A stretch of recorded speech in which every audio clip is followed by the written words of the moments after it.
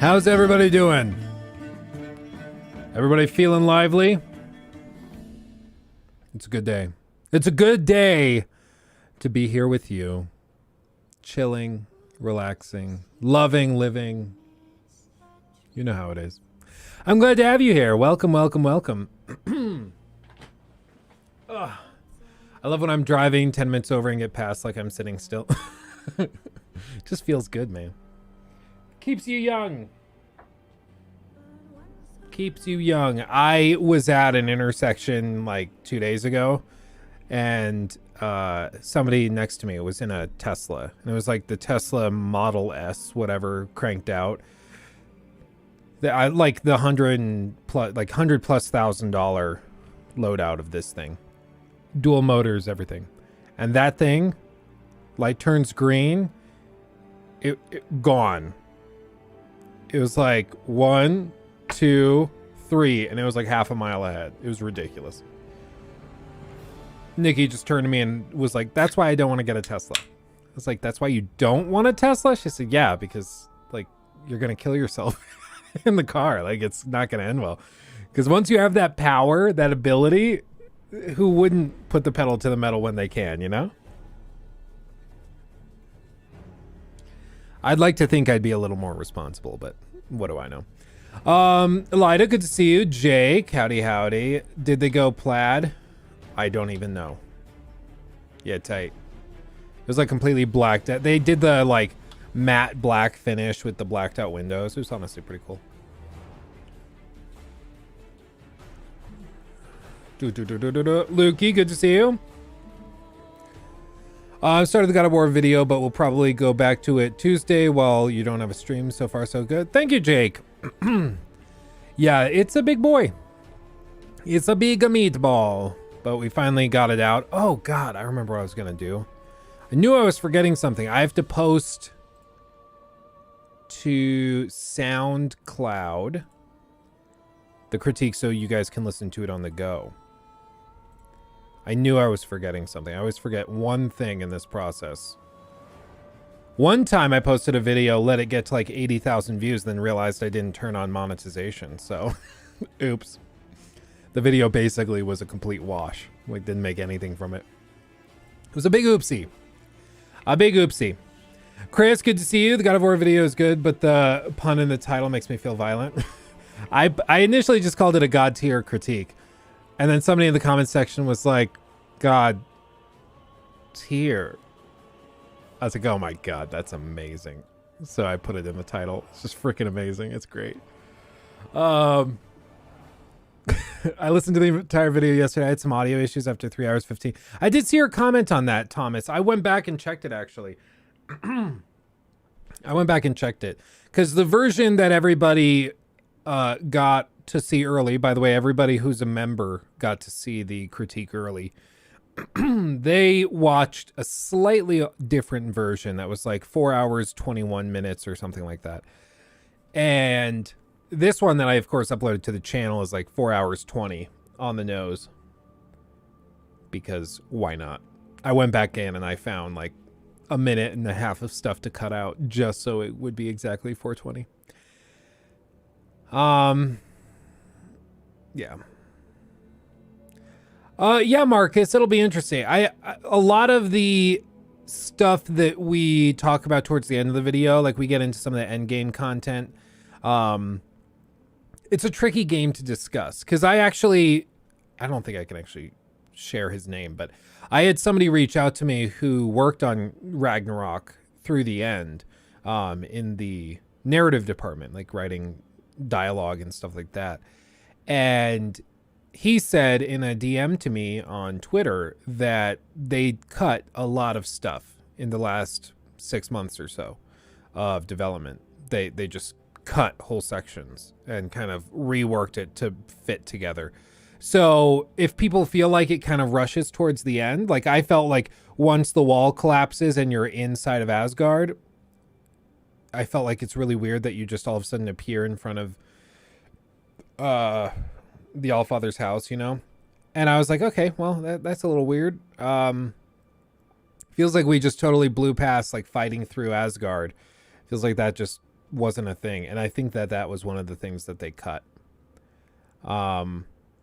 So I think there were big sections that probably would have made the final hour or two feel a little bit more robust, but they've got to cut it somewhere. Well, in Thesaurus, I'll be real. I was really underwhelmed when I saw Asgard the first time. I was just like, It just looks like a weird city that you'd see in Skyrim. Like, nothing about it looks epic and mythical and magical. It was just really underwhelming. So, Big Z, thank you for becoming a member. Appreciate you. Thank you. Would I ever play the last chapter from Valhalla? Well, I did finish the story. If you mean the DLC, I don't know. So I tweeted out yesterday. It always gets to be like the middle of the night, and I totally space that I haven't tweeted yet. So I tweeted out this thing. Hold on. Share screen. Voila. And all I said was, I'm just sitting here wondering what the fudge is going on with Assassin's Creed Mirage. Seriously, how do we know so little about it? It's allegedly only months away, probably getting delayed, but still.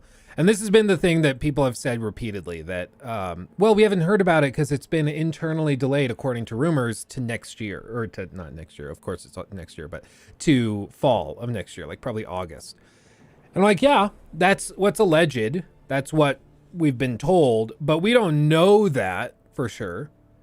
It's not been announced publicly. And also, like, it doesn't change the fact we don't know anything. And as of today, the game is supposed to be coming out in just a couple months. So JorRaptor actually replied. If you don't know JorRaptor, I did a collab with him. He's got a huge channel where he talks about all things Assassin's Creed and Ubisoft just in general. What he said was, rumor says it's coming in August, delayed 2 times now. I think they will wait for E3 to do a proper blowout, presumably of information. Which I think is true. Like, I could see them doing that, just waiting till E3, showing everything off. Then we have July and August to hype it up, and that'll be it. But it's really weird that we have literally nothing about it. I still insist. Ryan said, this is terrible news. And he replied, if they need more time, it's good that they take it. But yeah, things have shifted. It was first planned for February, but that was never realistic because the game began development in April of 2021. That's not much time. This is a quick turnaround. It's always tricky with Ubisoft, though, because Ubisoft, they have teams of 3, 4, 5,000 people that will touch a game during its development, which is wild. But, they'll have their art team in this country work on it for a month, and then they have this team work on it for a month, and then it shifts to this team. It's pretty crazy. Just how much of a well-oiled machine they run. But when everything works right, they're able to pump out huge games pretty quickly. So I don't know. E3, yeah, E3's back, dude. E3's back. Like mid-June, I think, in LA. Yeah.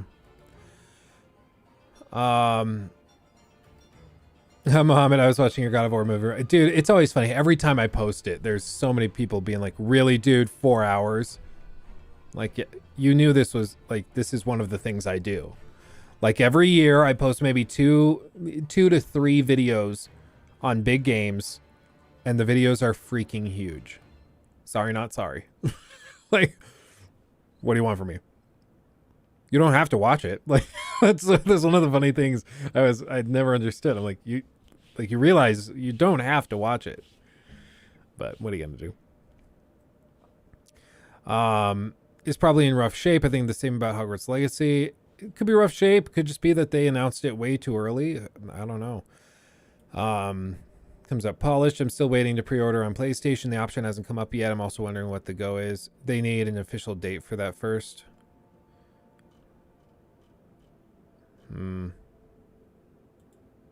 Ow, the sus. I don't know. It's just freaking weird. Rumor that it's getting delayed, dog. Is apparently AC Red is having development issues. Oh, what's this? No, stop it. Not much is currently known about Assassin's Creed Mirage's release date apart from a vague 2023 date set on its initial release trailer. However, Inside Gaming has learned that the game is currently scheduled for August. Understandably, the date is tentative and subject to change, but the August date was initially said to be much sooner in the year, with the game now internally being delayed twice. Oof. The 2023 release date already meant that the series would be moving from its now 2-year gap between games, but an August target suggests that we could be getting Mirage 3 years from Valhalla if it's internally delayed again by a couple of months.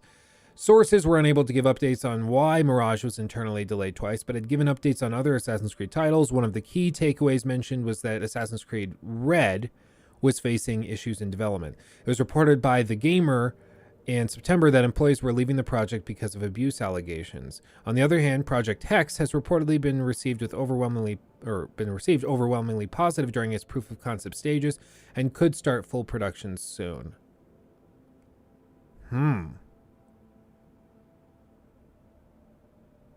It's it's rough when you are having entire swaths of devs leave your studio because of abuse allegations. That's rough. That's the worst way to have delays and stuff. That sucks. I don't understand how Starfield ever had a release date of November of this year, given what we know about the issues with the game. I think they just get... It's the best way to do it, like if you've never worked in game dev, I think is probably to watch like Raising Kratos. Watch Raising Kratos, see how they go about it, because they have like a list of bugs, and 1 week they fix 100 of them, and they're like, wow, so we only need 9 more weeks to fix all the bugs. Easy. And then they run into another bug, and that bug requires a fix that will create 100 more bugs. So then it's way harder to polish these games than you think. Because you realize, oh, well, we put that item in this item description, but then we limited the number of characters in the item description to 8, but we have, a dynamic naming system, so we have to have 9 digits, and it has to include dashes, and we didn't program that in, so we have to go to the back end and fix that, and then all of the item IDs can be adjusted correctly. It just gets insane, like ridiculously complicated. And so I don't think it's that easy to just be like, yeah, I think 6 months will be good. And that seems to be the case with Starfield. They just totally missed when they thought the game would be ready. But same with freaking Ragnarok. Ragnarok, I told you guys in the critique, I got the collector's edition, and on the box to the collector's edition was a sticker that read packed December 8th of 2021. So that thing was packed and sitting on a shelf in some warehouse for a year with a game code and everything in it already, because they thought it was releasing around that time. They thought it was going to be releasing. I was like, okay, Jesus. I bet they delayed the game solely to add seamless planets and transitions. I don't think so. I think it's because the game is broken currently, and the seamless planet to space thing, I would be shocked if they come out and change and announce that they got that working, because it's an engine issue. The issue with Bethesda's engine has always been data streaming, and I don't think that's going to change now.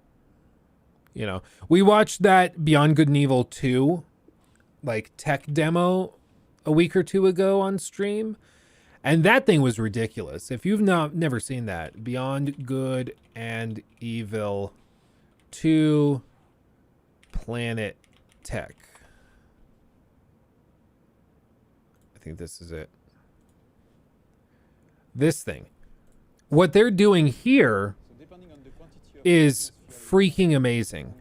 And this was 5 years ago, but Bethesda still can't do this. But it's because they built this engine to do this, where you can fly off of the planet, you can fly around here. So we don't want empty. Yes, you've got the application process. Okay, so now we are back on the. Let's go here, maybe. Light. Yeah, look at how he's able to just scroll in and out. Look at this. So he's on the planet. Watch how quickly he can zoom out. One of the strengths of Ubisoft's engines, if you haven't played the modern Assassin's Creed games, has been their data streaming. Because you can just like pop up your bird and then the bird can fly to the other end of the map and then you'll be back to the player character within like a couple of seconds. It's amazing, the data streaming that they have in that Assassin's Creed engine. It's But really the combinations of look at this. physical ingredients, you know, the light, Real time, he just scrolled all the way out without load screens, without any stuttering, just like and that. the fact that, of course, the planet is rotating That's ridiculous. in space around the big planet. And if you've ever messed around with game dev at all, you know how ridiculous this is. Now, obviously, this isn't a game. How it works. This is still in development and, you know, it's kind of disappeared. But that's freaking amazing. And that, like, this required them to build effectively, like, a whole new chunk of their engine. And I don't think that Bethesda is just going to casually do that, you know? I just don't think they can. It handles that big universe Right back. in Instant. so if Look at you this. go in One button another press. city, there is no loading and things like that. Everything is seamless because it handles that big universe in a It's ridiculous. And even before somebody says, oh, well, he's probably running it on a crazy high-end PC. no shit or things like that. You can really Take the craziest high-end PC of 2017. wherever you are, it will be the same mechanics. And it's probably outperformed by the PlayStation 5 in most I wanted tests. to make sure that we had before This could run, I would assume, to everybody so that on as a tech demo on modern consoles. Maybe it's like the trick is RAM. Maybe they have like 128 gigs of RAM installed on this PC. Maybe that's how they're doing it. I don't know. going back to my spaceship, I want But to it's crazy. give you some gameplay ingredients. I'm going to Reminds me of Star Citizen. Yeah, I mean, this is a big part of the tech. power. Let's go back in the It's one of the reasons why Star Citizen has taken so long and is so expensive to put together, because they basically had to build their own engine. And they also restarted on development like once because they built it in another engine, like the Cry engine, and then they had to back out and redo everything. And So you can It's all combine thing. anything, any movement, and the very nice thing too is that you can I don't know. It's just crazy. It's crazy. But the point is, I don't think Bethesda's going to be able to pull that off. But didn't Maddie? I think Maddie. drift like that. So I think Maddie posted a video on Starfield. all these very interesting movements. No, not Steam But of Deck. course, the Starfield. biggest things you want to do in this kind of By the way, have you guys had this? You've been getting like recommended a ton of little channels. I've gotten recommended a ton of little random channels. It's really weird. I don't know why. Let's go Mr. Matty, because I think Mr. Matty Plays, he just posted a video with a ton of news on Starfield, didn't he? Finally gets an update. Oh man, I am so thirsty right now. I feel so much better now. And I have some frog in my throat. Thanks, Starfield. It's crazy how that works. Salutations, No, I'm not gonna. everybody. It's Maddie here today, and you may have guessed it, new Starfield details. Now, is this going to patch the wound left by the Game 16 Awards? times the Probably not. detail. Is it going to give us a release date? No. Do we have new gameplay or screenshots? No. But Dude, we're scratching for anything nowadays. It's so frustrating too. I'm glad that like Bethesda and Xbox fanboys and girls called them out for not having any presence at the Game Awards, because that was a little ridiculous. It was like a little let's be honest. The fact Sony, yeah, Jim Ryan wasn't there, but Sony was still relatively present. They had a couple of things that they showed off. Ubisoft wasn't there. Well, no, they had Mario Rabbids. They did have that Sparks of Hope DLC, I think it was. So they were there technically, but like Xbox, literally nothing. And it could be that Xbox is just waiting for E3 and they're going to go all out for that. That could be it. And in which case, in 6 months, we just will totally like space it. But it feels like they should have done something. And I don't know, the whole thing with Xbox right now makes me think that either they're incompetent or they have some master plan that's going to blow us all away. Because they've shown like nothing. They don't talk about anything. And it could be, honestly, the third possibility is that there is no master plan. They're very competent. and they're just simply keeping their mouths shut until its Activision deal is through, because they know Sony will take anything and everything that they say and do and try to spin it into a reason that they like should not let the deal go through, which I would guess is probably the thing. Perfect pause point. Yeah, well, I paused it with him like eyes closed. I didn't want to do him dirty like that. I love Maddie, so we got to treat him right. The Starfield subreddit after the Game Awards was the funniest thing I've seen in a while. Really? I believe just a bunch of people trying to explain away why they weren't there. It is baffling. Ever since he mentioned Bethesda stink in your interview with him, I always talk about certain games with their stink. It's so accurate. I know, right? He just casually mentioned, for those of you who missed the video, I was like, there's something about Starfield that just doesn't sit right with me. And he said, yeah, all of Bethesda's games have a Bethesda stink, and it's covered in it. And I was like, yeah, no, that's accurate. Because the moment, like, even with those leaks that we saw 2 years ago with Starfield, we see a screenshot and we're like, oh, yep, that's Bethesda. This is real. And you don't really know why, but you can just tell. That's a creation engine. Yeah, yep, for sure. 16 times the stink. 16 times the detail. By the way, 16 times the detail mugs available now. Like I said before, we have amazing quality, 16 times the detail. Amazing quality, stunning, brave, and beautiful. Cannot recommend them enough. Of course, I'm selling them, so you would hope that I would recommend them, but still, whatever. But yeah, Bethesda stink. You gotta love it. Have new information, and I do think some of this information is worth talking about today. Also, I know, Brandon, where do I get off? I'm unbelievable. I'm incredibly thirsty, so I'm going in on this one, ladies and gentlemen. So today we're going to go through Constellation questions with Will Shen. Will Shen is the lead quest designer for Starfield. Fun fact, he is also the lead designer of Far Harbor. Now, if you were to ask me, Maddie, I actually really like that. Far Harbor, I was going to do a dedicated video on it, because I really, honestly, Far Harbor is like a different game to Fallout 4. Far Harbor feels like what I wanted Fallout 4 to be in a really good way. If you've not played Far Harbor, you should. It's tremendous. Tremendous. Yes, Thesaurus, they are. They are actually tremendous, indeed.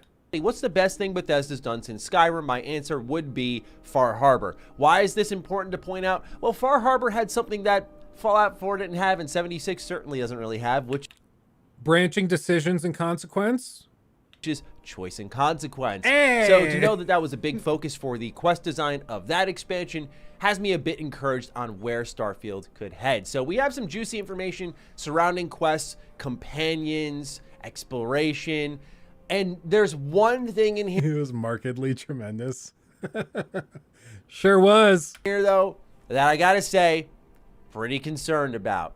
I'll get into it, but ladies and gentlemen, thank you so much for tuning in. If you're new here, you're into Bethesda Game Studios news, you're looking for more Starfield information, you are in the right place.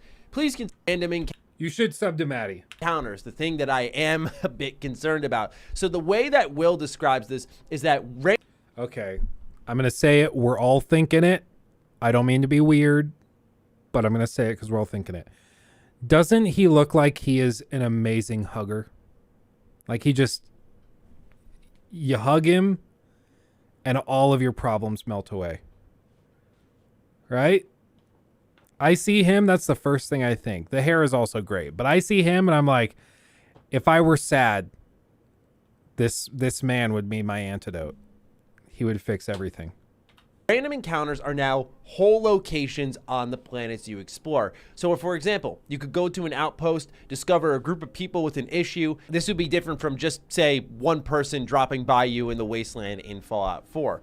And the issue that he describes is maybe they have a member of their group that's been kidnapped and they point you to another location. So then they place that person in this dynamically created settlement in a dynamically placed dungeon, his words, not mine. And that's sort of your quest line.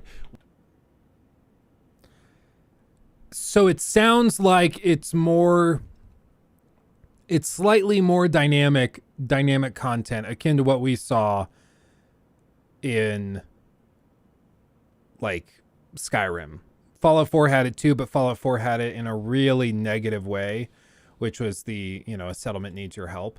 And I think that this is going to be better than that, but it's hard to say because this is kind of obscure and vague, but we'll see.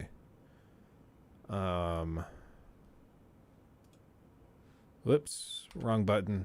Oh God, everything's wrong. I pressed the wrong button. Hold on.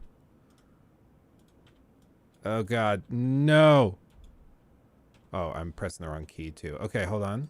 There. Voila. Okay, we're okay. We did it. I was trying to project the stream over here. Okay, there we go. Continuing. What is this, ladies and gentlemen? Blazin, thank you. Appreciate you. $2. Much love, my friend. Now it goes off. I swear to God. It's unreal how delayed it is. It's amazing. Thank you so much, my friend. Yes, everybody, like this stream if you can. It really does help. It is an evolved form of the Minutemen quest line. Yeah, exactly. Maddie and I are just in tune, dude. We're finishing each other's from Fallout 4. From Fallout 4. So they're See? taking that technology, they're evolving it where it's now locations, dynamic settlements, and dungeons. And I just don't know how to feel about that. To me, that was one of the weakest parts of Fallout 4. It gave the game more of a focus on quantity, not quality approach. And I would rather almost the Mass Effect 1 approach where you'd show up on a planet, you'd find maybe one outpost in the middle of nowhere, and there's a little storyline attached to it. But instead here, because there's going to be so many planets, a lot of them are going to be filled with these dynamic settlements and dynamic dungeons. What this means is this game will, I think, undoubtedly have its own version of another settlement needs your help. I'll mark it on your map. I just don't know.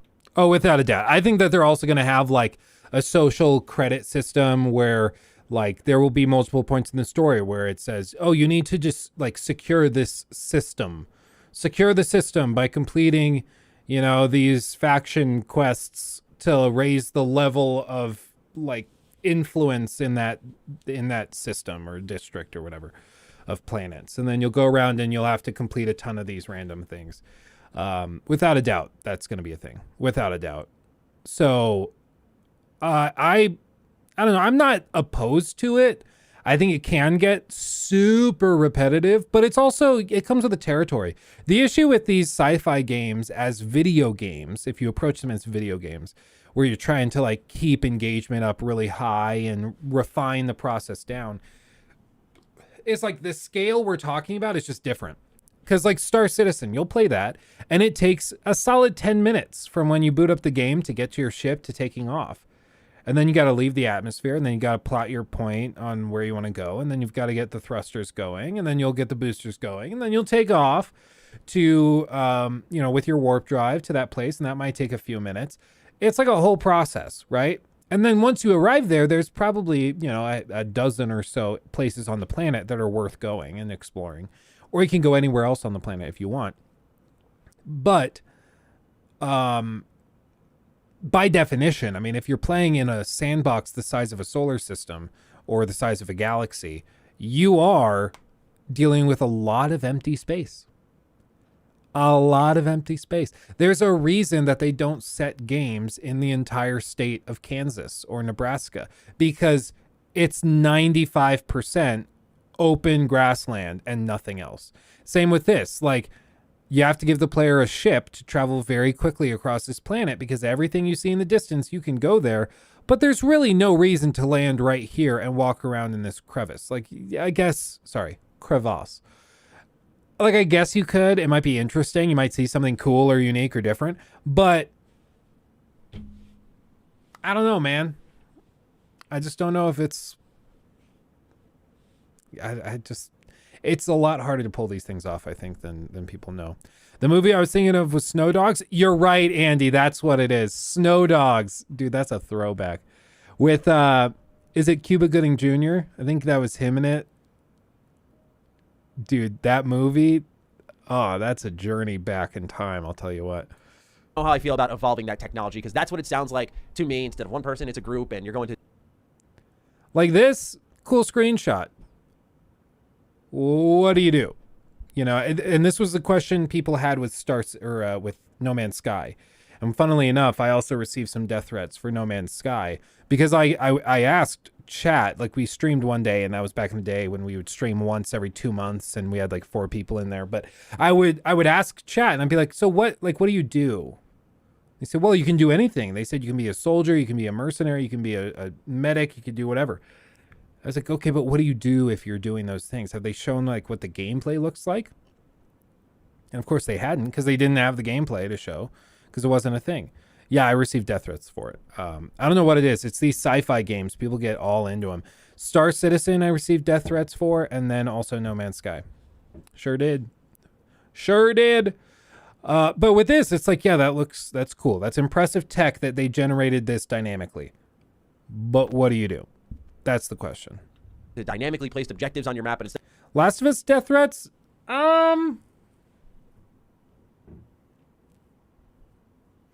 I don't think so. Honestly, I think the Last of Us Part 2 video I did, because it was so big, I think a lot of the trolls didn't have the patience to sit through it, to find things to poke and prod.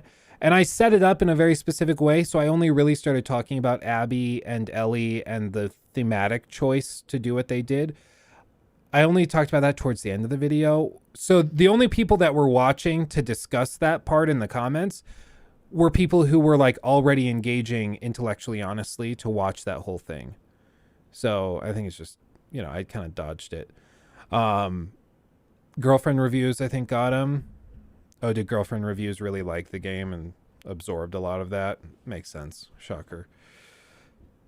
Proto, thank you. Love your content and personality. Have a great day. Thank you, Proto. $2. Very generous. Thank you. Appreciate you. I just hope the Dead Space Sisters remake is as impressive as I hope it is. I think it will be. Everything I've seen makes it look really, really good. instead of just objectives, they're whole-on settlements and dungeons. Will it give us more to do? Sure. And am I totally open to playing it through and seeing what that's going to be like? Definitely. But to me, this reads and sounds like the Minutemen questline, and to me, that was the part of Fallout 4 I cared the least for. Even, yes, below the dialogue. Like, I just thought, to me, that was just fetch quest stuff. So it really was, but there's also, I think it was packaged in a really poor way, because Skyrim also had these dynamic quests where they said, like, I think Todd Howard said famously, there are unlimited quests in Skyrim. The game will never end. It's because they do have some dynamic quests that automatically generate. That's true. But in Skyrim, there was so much other stuff that was kind of in front that took the focus. And then also, like, I think that it also just did a better job of hiding those dynamic quests. Whereas in Fallout 4, it's just such a meme to do another settlement needs your help. Partially because they made it so every line of dialogue that cues that in is him saying another settlement needs your help. And then it just says that over and over and over and over and over again. I never understood, maybe there's a game dev that can tell me, why don't they just create a list of 100 different ways of saying that? Have the voice actor record that over the course of half an hour. It'll cost you maybe like $100, $200 to pay him to do that. And then you just put that on the games, in the game's files. And every time you request that new dynamic quest, it just goes down the list until you reach 100. Then once you go to 101, it loops back to 1. And then you just go back through the list again. Like, by that point, players won't remember. Very few players are going to do 100 another settlement needs your help quests, right? Like, why not just say, oh, by the way, we got a message. It's out here. I wanted to go help them myself, but I couldn't. I've got to stay here. But if you could check it out for me, that'd be great. Then the next time you go in there, you're like, a settlement just sent out a distress beacon. It shouldn't be anything too crazy, but you should go check it out. Like, just say it slightly differently, and it won't be so meme-worthy. But I guess they just, I think they benefit off of the memes partially, which maybe that's why they don't do it. But hey, before you go save the world, go over and head over to insert random cave in Valkyrie Hold and fetch insert random werewolf related item. For me, I love the Huntress. Yeah, no, that's kind of what it is. Yeah, no, that's accurate. I imagine it's not going to be a focal point, and we did have Todd Howard already say there's more handcrafted content in Starfield than any of their previous games, but this is kind of tying into that planet concern some of you may have had as well, where we had 1,000+ planets in Starfield. Now you know what content may. At this point, I don't think Todd Howard lies. I think he is trying to be honest, but he's just so, he's a salesman. Like, the way I always describe Todd Howard, he is an amazing salesman, and he is very, very good at convincing people to buy his games. Part of the way, or part of the technique he uses to do that is that he finds really cool data points or really cool tidbits of info, and then he's able to pitch that as a selling point. And you know, it's like you just have to ask simple questions like this. You look at this map here. Todd Howard will tell you anything you see on screen, including that other planet, you can go to. You can explore, you can step on it, do whatever. Like, that sounds great. Like, wow, that game's going to be awesome. But pause. Why does that mean the game will be awesome? Like, that's not a given. You have to ask, okay, well, then why does that follow? Sean, you madman. Thank you so much. Sean's popping off. Sean is like... Sean Dara donated 50 My goodness. Australian dollars through Super Chat. Just a 16x the hello. Thank you so much, Sean. Very, very generous. Appreciate you, my man. By the way, everybody who is interested in becoming a member, we had a members only stream last night, where we just, if you were a member, you could join in, and we played Call of Duty multiplayer together. We chatted and hung out. It was super, super fun. So if you are interested in becoming a member, definitely do it, because I think we're going to be doing it. I have to settle on the time, but we're going to do it once a week. We might do Tuesdays. I'm not sure. We might also shift it around, but it's a really good time. Really, really good time. But anyway, all of this to say, I think just whenever somebody like Todd tells you something, you have to ask, okay, but what, like, why is that useful? Why is that supposed to sell me on it? Just because you're saying it like it should convince me doesn't mean that it should convince me, you know? 1,000 plus planets in Starfield. Now you know what content may populate it, and it can have its own Fallout 4 feel in that way. And it's pretty rare. I'm super critical of something we've heard about Starfield because everything I've heard so far has been great. So this is one I'm putting the concern alert on. I'm just going to say right now, not crazy about what I hear there, but as long as it doesn't overtake the main content, which I thought the settlement stuff did, then I'll be okay with it. If it's just extra stuff, if I want to play the game more, cool. But with that, ladies and gentlemen, let's keep moving on. The next thing that Will spoke about was the main quest line. So one of the questions that he was asked was about our solar system, and will we go back to that? And he does confirm that you do this early in the main quest, and you go back to our solar system, which they call the Old Neighborhood. I thought that was pretty cool. And you're investigating what happened to Earth. And eventually you go to Mars, which is an early settlement that humanity created when they had left Earth, and it is called Cydonia. You actually see a little bit of that. They gave context. Well, that's cute. You better believe there's going to be tons of like SpaceX Easter eggs and like Fallout Easter eggs and stuff. It's going to be a whole thing. I wonder, have they said if it's in the same universe as Fallout? Because it would be really interesting if they did it so it's the same universe as Fallout. I don't know.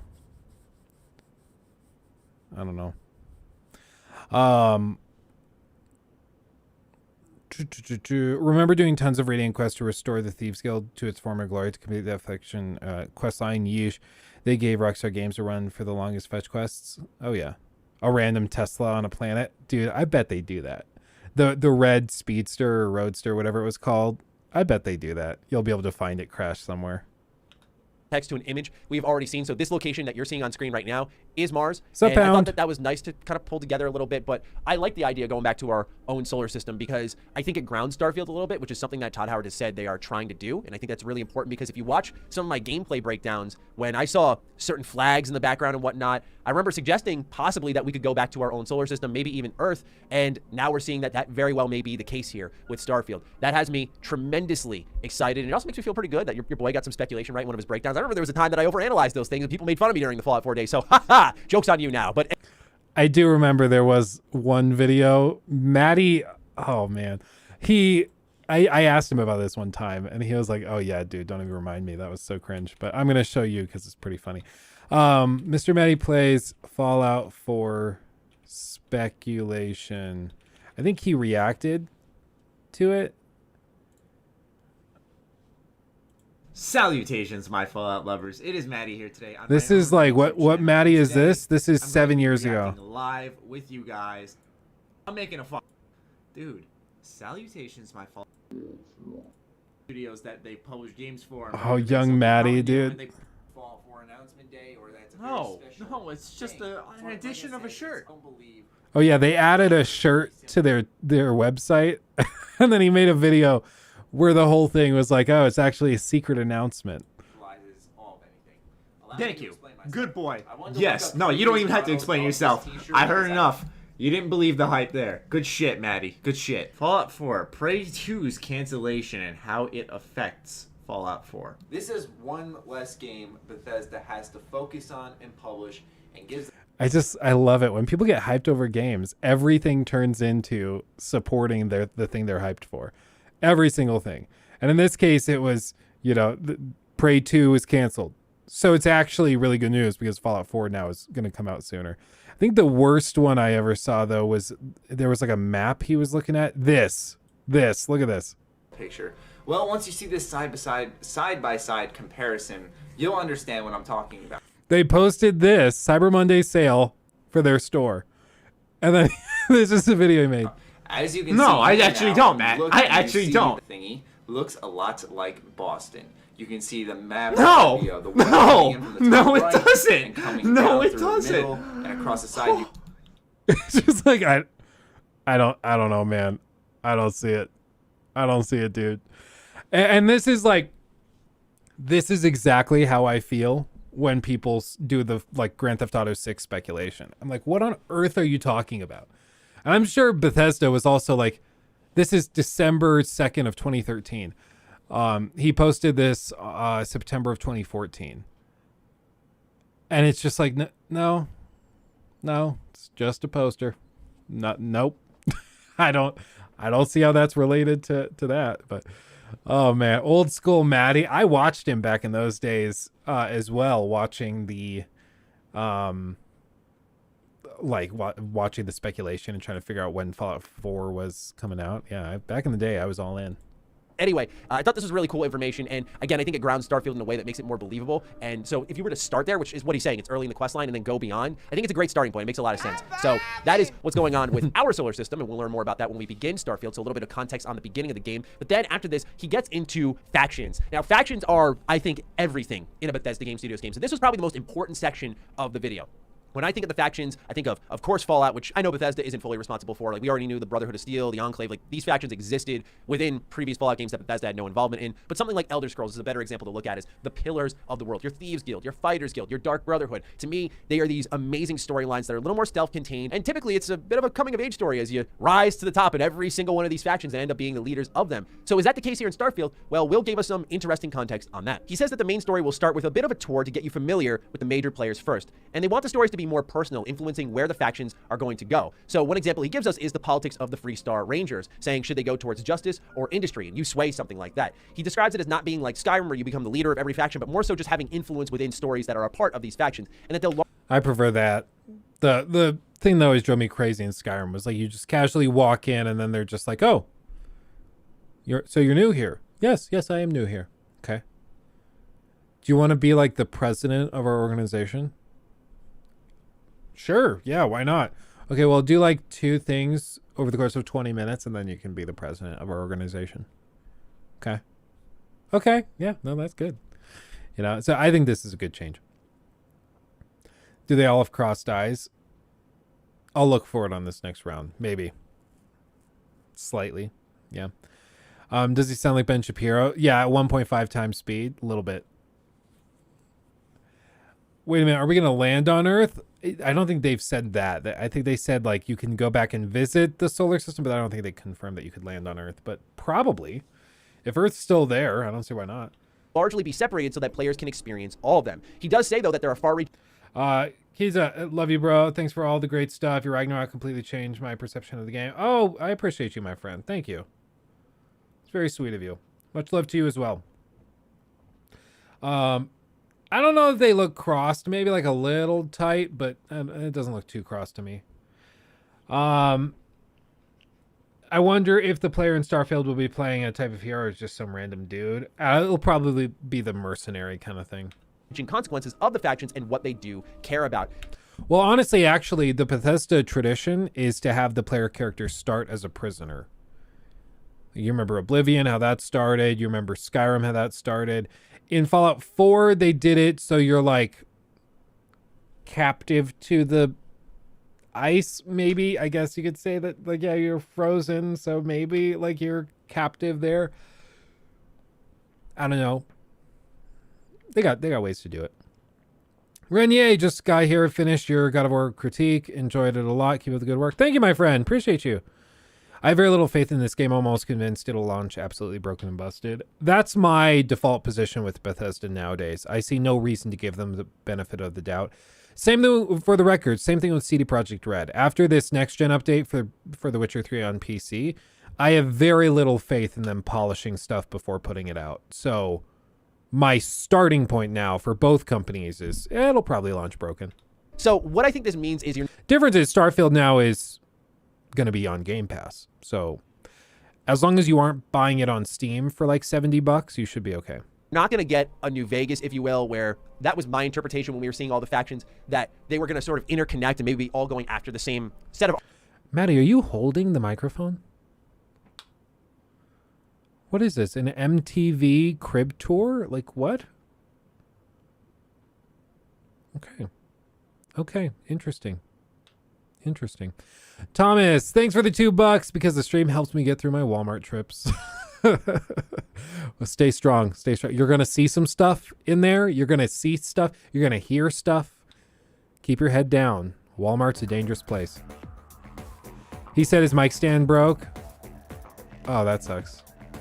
That's a bummer. I've wanted to get a new boom arm than this thing because this thing is ass. And this thing is more expensive than like the cheap one I had before. I got it because Joe Rogan used it and it's horrible. It's an awful mic boom arm. It's not spring loaded. It's just like clunky and plasticky. It's horrible. Dreadful. You notice I taped over the logo so you can't see the logo because I don't want to give them any free advertising. It's like Gate or something. Don't buy it. It's terrible. Artifacts at the center of the universe or whatever it is that Constellation is also looking for in Starfield. It sounds like all these different factions have their own stories and that you're going to get involved in them. It's not like you're going to suddenly become the leader of the Freestar Rangers over time, but rather help them solve a problem and have influence on the outcome. Here's why I'm in the middle on it. I like the idea of the New Vegas interconnection, but the reason why them being independent could also be good, and this is what balances me out, is when they're independent and not influencing other parts of the game, I think they can be more far-reaching because they are self-contained. That is when RPG storylines can be at their best, certainly because it's not influencing a million other things, so it's, let's be real, not as difficult to implement. It's still tough to set up a quest line, but this means that you can go a little bit more crazy because it is in a more confined space. It is maybe just attached to this city or just this town or just this settlement, just this group of people, not this group of people over across the galaxy, et cetera, et cetera. So I really like that it is going to be self-contained, but if it doesn't have that branching choice and consequence that I truly am going to be looking for in Starfield, not in the level of something like Wasteland 3, but something that feels like I had an impact, if that's not there, I will be disappointed because it seems like they're making design decisions to get us closer to that. Now again, to play devil's advocate with myself, I do wish there was that cutoff of maybe getting to be a part of certain factions. I think it's going to be weird if, based off the way Will described it, that I can join the Freestar Collective, which, based off our introduction to them, they're like, we're by the people, for the people. But then I can also maybe join the Space Pirates? I don't know how I feel about that because that feels like a disconnect from the narrative. How can I be this really good guy over here and this bad guy over here? This goes back to Bethesda's philosophy. Yeah, that's a good point. I don't know how they balance that. When they make their games of doing everything in one playthrough and being able to undo stuff that you've set up in your character creator during a current playthrough. So Todd has indicated some of those decisions. Now we're hearing it with Will. This is going to be a game where I think there will be choice and consequence, but it's sounding more and more like they want you to see everything in one playthrough. And that's a probably data-driven decision, no doubt. Like, hey, how many people are actually going back and replaying games? I think what's cool about RPGs is that I can have my one storyline with all of my influences felt around the galaxy, and that's just my story to tell. And then This is one of those frustrating things because a lot of game development nowadays is like ideated through spreadsheets and focus testing and stuff like that. And here I think they're probably doing something similar where they're looking at the data, like Maddie said, and they're seeing, okay, well, 95% of players play the game once, and that's it. So if we have 100 interesting things to do in the game, but most players in one playthrough are only going to be able to do 15, we're leaving a lot of stuff on the table. A lot. And they're going to miss it. It's kind of, I brought it up in the Ragnarok critique, where I feel like a lot of the coolest bits in the game are in the end game after the credits roll. But I feel like most players probably walk away after the credits roll. I don't have numbers to back that up, but I would guess a lot of players maybe put another few hours in, but they don't go and spend another 20 hours after the story's over. Especially with some of the stuff that, that happens at the end of that game. So I don't know. Bugbear, hello from Hong Kong. Hello. That's crazy. Isn't it amazing that we can all be here chatting together so spread out across the planet? It's amazing to me. We live in the future. It's crazy. I don't have to go back and replay it multiple times, but in fact that when someone shares their story with me, that it's something a little bit different. Or if I find a clip online 3 years ago, it makes me appreciate the game more. I feel like RPGs are seeds that you plant in the ground, you water and you grow them over time, you nurture them right. They don't just, boom, sprout out of nowhere. That love grows over time, and I think it's through things that you miss in this particular genre. So I am a little uncertain on that, but I also respect that not everyone wants to play the game like me, which is multiple times through. Not everyone has time for that, so I get why Bethesda's doing it. The last thing... I'm down to play the game multiple times through. But my biggest concern with Starfield right now, in addition to the tech issues that have plagued Bethesda games for a long time, my biggest concern is that the combat looks rough. It just does. When I did that collab with Maddie even came out and said, yeah, the combat looks pretty rough. It's got the Bethesda stink, right? And if the Bethesda stink is all over the combat and the combat is just clunky and bad, I think getting through one playthrough is going to be tough. Much less getting through 2 or 3 to see all the other content. Because to me, the combat that they've shown looks markedly worse than Fallout 4's combat even. By a lot.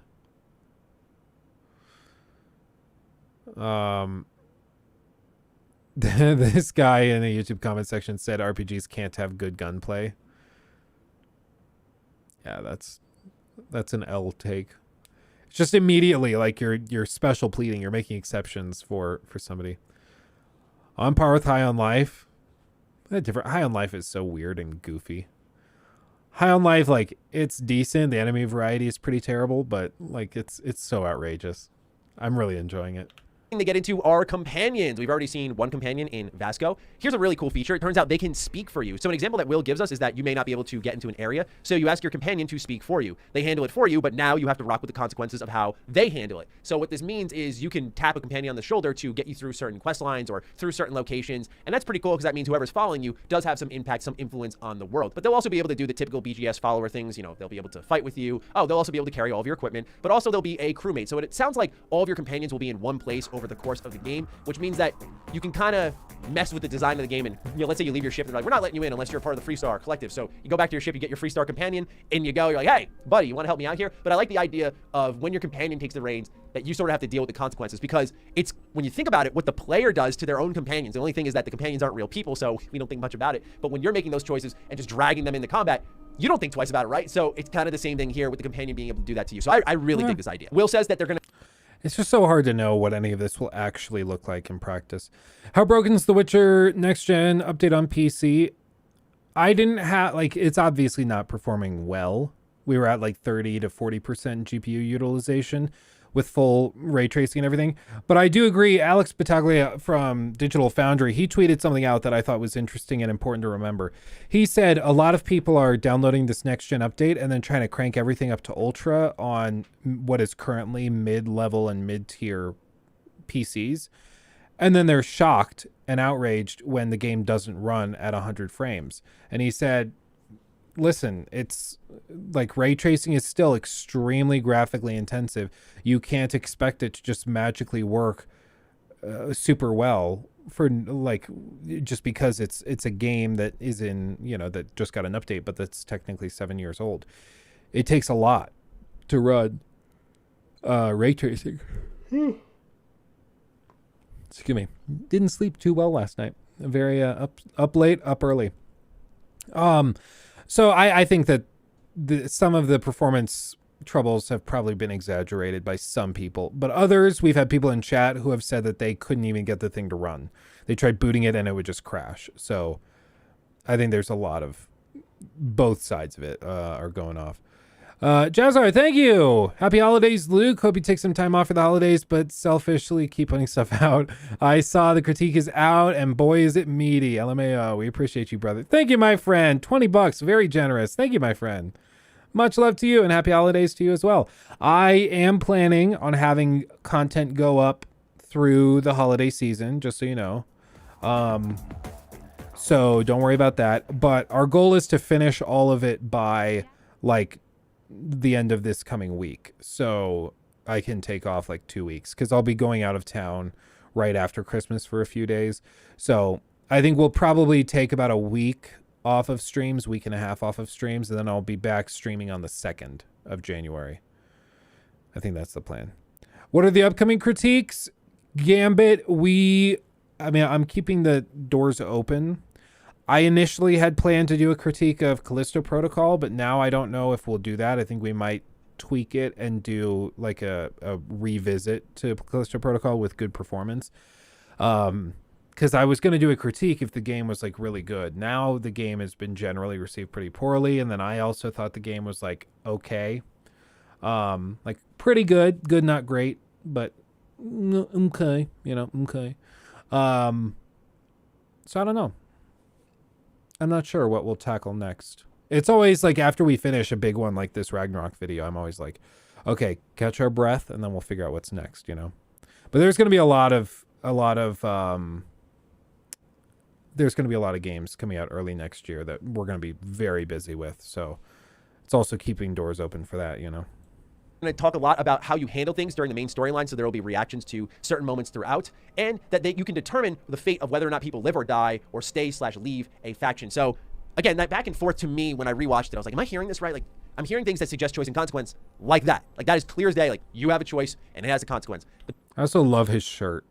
Look at then that. with the actual framework of the factions, I'm like, okay, how far-reaching are these consequences if they're self-contained? Because the way you described it is, yeah, they're not going to war with each other. They're pretty closed off. Like, they're their own storylines. They're separated. The guy's shirt is what I want to do with him. He looks cuddly. I'm not lying. It's like, okay, but then he says at the end, they're far-reaching. So I don't want to be overly critical, overly analytical, but it's just something that had me spinning my wheels a bit. But overall, I like the transparency. I like what they're saying still. It's just I'm hearing a little bit more Fallout 4 energy in this video, in the quest structure.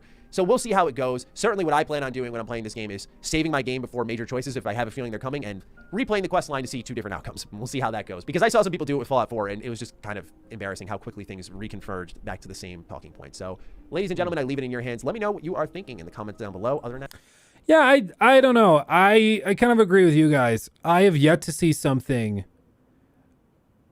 about Starfield that's like, that's the thing. That's what I want to do.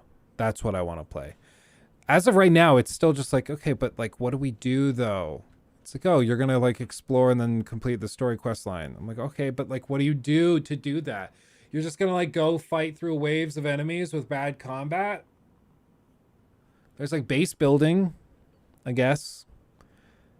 I don't know. I just kind of want more because I just don't see anything. Yeah, Luke Simp. Yeah. I don't know. I haven't had anything pull me in like that. Dude, I just saw that. I see it on the right side. Look at this. That Star Citizen video is popping off.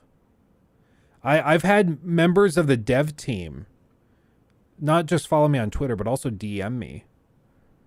Like the community manager is now a follower of mine. Like members of their dev team are actively like following me and keeping up on me. Like it's a little weird, but it's funny because this video, when I launched it, was like one of the worst performing videos of the last month and a half on launch day. And then over the course of the last 4 weeks, it's popped off and started doing really, really well. All of my videos kind of go like that though.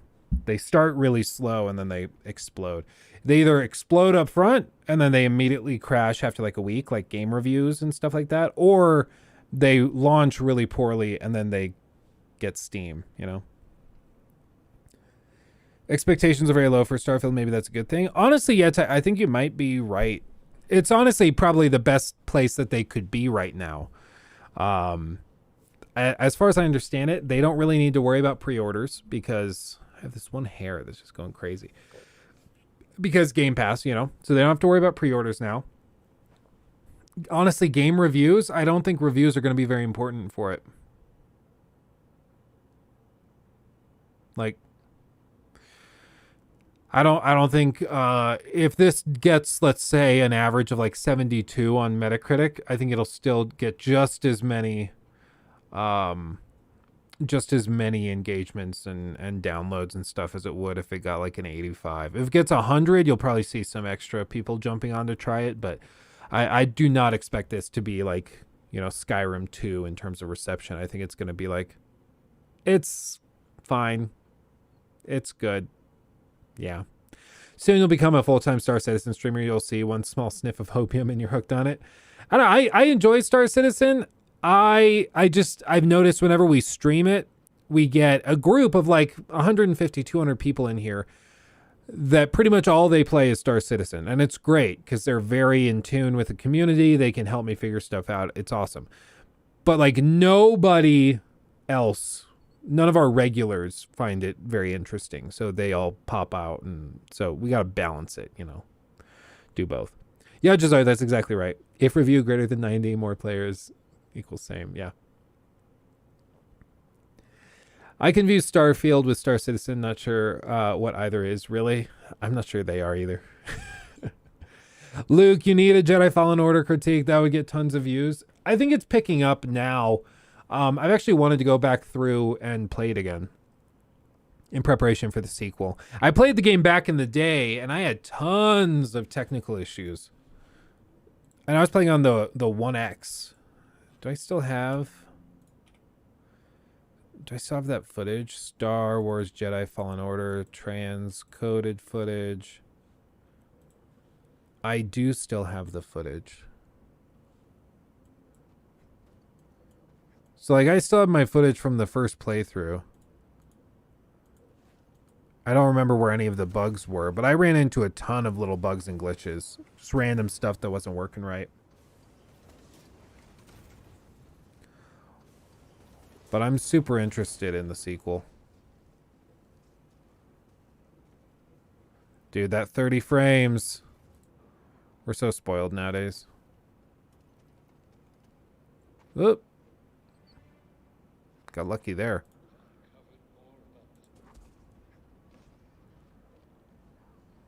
And it looks fun. I'd like to get back into it.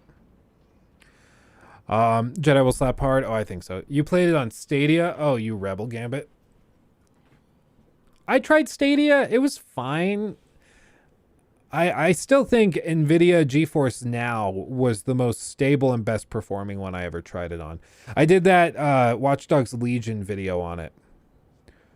And it was interesting because they were like, we want to sponsor you to try the GeForce Now thing, but we want it to be like kind of casual. So I said, what if I just filmed the video of me like playing the game, but did that using nothing but GeForce Now? They're like, oh yeah, we like that idea. So we just did that. And it honestly worked pretty well. It was pretty cool. Xbox though, xCloud is way better now than it was even just like 6 months ago. xCloud has really made game improvements. It's so dark. All the footage. It's because I recorded the footage in 4K and then or HDR, and then I had to transcode it down. Matthew, thank you, $4.99. You guys are being very generous today. Matthew Marso donated $4.99 through Super Chat. Def so Fallen Order, so good the second time 100%. Can't wait to watch the GOWR critique, but I can't bring myself to end the game. Relatable. It's good. Once you get to the end of the game, I will say we still talk about some of the end game content a little bit. So it's definitely a video to watch once you've reached your conclusion, once you feel like you're done with it. Because I don't want to spoil one of a couple of the secret side quests. Because there's some good stuff hiding in the end game. Somebody said like they felt like it had less content than the God of War 2018, but they hadn't finished the story yet. I think it's because they put a solid like 15 to 20 hours of side content in the end game. And it only unlocks once you finish the story. So let's see, Gambit. Luke, I just wanted to point out that your critiques bring us viewers the same amount of joy that bringing a good show brings after a hard day's work. Oh, thank you, my friend. Or binging a good show. I appreciate that. And that's the goal. It's honestly, the critiques at this point are a labor of love. Because, I mean, like I just showed you, that freaking Star Citizen video. That video will certainly generate more money than the God of War video will. I'm just being real, like being completely honest. So if I were only in this for the money and trying to like min-max the revenue and then viewership and sub numbers, I would only do videos kind of like this.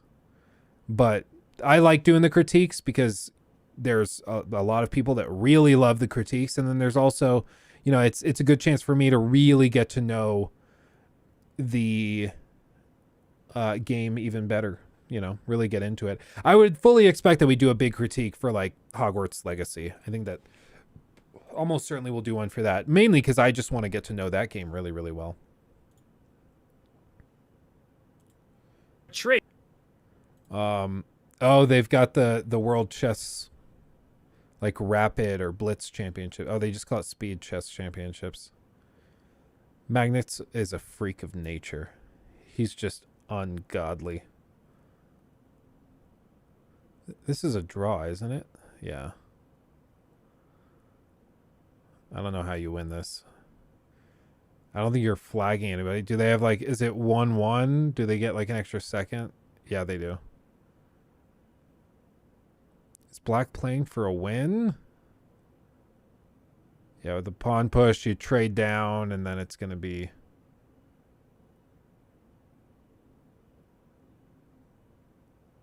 Yeah. What are you going to do? Love seeing the mouth covering.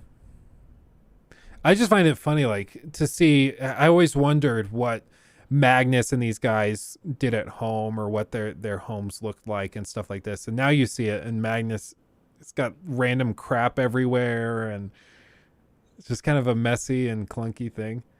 But, like, this guy is very wealthy because he is almost certainly the best chess player who has ever lived. Like, there's just literally no one close to him. It's unbelievable. And he's still, like, he might have just turned 30. Like, I think he's still late 20s. Like, he's crazy. He's a freak of nature. He's got a freaking supercomputer for a brain. It's unbelievable. He's cheating with anal beads. Oh, yeah, for sure. But that's part of it. I haven't watched Luke's critique of video of the God of War, but did he say anything about the characters running the puzzles? Yes. Magnus is 31. Okay. Yeah, no, I did mention characters spoiling the puzzles. I was going to try to test it, but the problem is now I know all the answers to the puzzles. So if I tried to play the game again, to just go through the puzzles again and see if they fixed it and patched it out, then I'd be like, I would just know the answers to the puzzles. So, you know, what would the point be? 3 minutes plus 1, then 30 minutes of 1 minute plus 1. So they have to play for a solid 3 hours. That's a lot. That's a lot. I don't know, man. Magnus is crazy. Let your wife play the puzzle parts. Oh, we could do that. Apologies for asking you about, do you think there's a princess in another castle affecting God of War Ragnarok? I always thought the game was artificially stretched by these tropes. I do think there are missions and quests that are artificially bloated, so I would agree with that. There's the whole section with the Norns that feels really contrived and kind of pointless. There's a few sections where it's like, I don't know what that was about, but honestly, I think it's probably because there was going to be more there, and then they probably cut it and trimmed it down. I played a 5-hour chess game once. Oh, dude, when I played at Nationals back in high school, I had a couple games that went the full 6-hour time control. So I've played some long games of chess, but that was one game. This is like dozens and dozens and dozens of individual games against, you know, between two of the best players in the world. It's crazy. Do I need to play God of War 2018 before playing Ragnarok? You don't need to. They do offer a recap on the main menu, but I think it certainly is a good... Yeah, like, you'll get a lot more out of it if you do. I'm just going to be honest. If I were you, I would do it. Especially because now it's available on PC as well, so you can play it in different places. I think you'll get a lot more out of Ragnarok if you play the first game first. Do I miss chess tourneys, Luke? Oh, yeah. No, I do miss it. I've thought about trying to train to get back into it. Because I do enjoy it. I do enjoy it. I've been playing chess with my dad for 2 years, and I still suck. Dude, I went hard at it back in the day. I went hard. I was a mean mother trucker. Now it's just... The game's changed a little bit. I think it's easier to improve than ever, with engine support and with all the tools that are available through like chess.com and other places. So, you know, it's crazy. Thoughts on Queen's Gambit? You mean the Netflix show? I didn't watch it. I don't have a ton of interest in it, if I'm being real. I don't know. It just didn't speak to me. I'm into chess, but there's something about like a chess show that's trying to popularize chess and make it appeal to the masses. Just kind of doesn't hit me. It's like, you know, if you're really into gaming and then you watch a movie like Free Guy, I think is what it was called, the Ryan Reynolds movie. You watch that and then you're like, it's clearly made by a bunch of people who have never played video games, right? And so just you kind of feel weird about it. You're like, okay, well, that's kind of like you're trying to suck up to me a little bit. You know, that's kind of how it lands for me. Hector, thank you so much. $5, very generous. So far, the Ragnarok review is amazing. Like always, keep it up, brother. Your work is truly different. I appreciate you, my friend. Thank you so much. Got that Netflix stink? Yeah, exactly. Highly suggest God of War 2018 before Ragnarok. Oh, there's so many little details. I mentioned one thing early on about Thor and the cut in his belly. And there's something that happens there that ties into literally a 3-second event in God of War 2018. It's 3 seconds long, but it sets up this whole thing that stretches for the entirety of Ragnarok. And I won't spoil it, but it's really, really good. It's just very impressive. 16 times. 16 times the detail. Oh man, Todd Howard. Now it goes off. Hector Alvarado donated $5 through Super Chat. So far the Ragnarok review is amazing like always. Keep it up, brother. Your work is truly different. Appreciate you. Built different. Dab. Did I see the Hogwarts Legacy gameplay? Yeah, we reacted to it on stream. I think it looks great.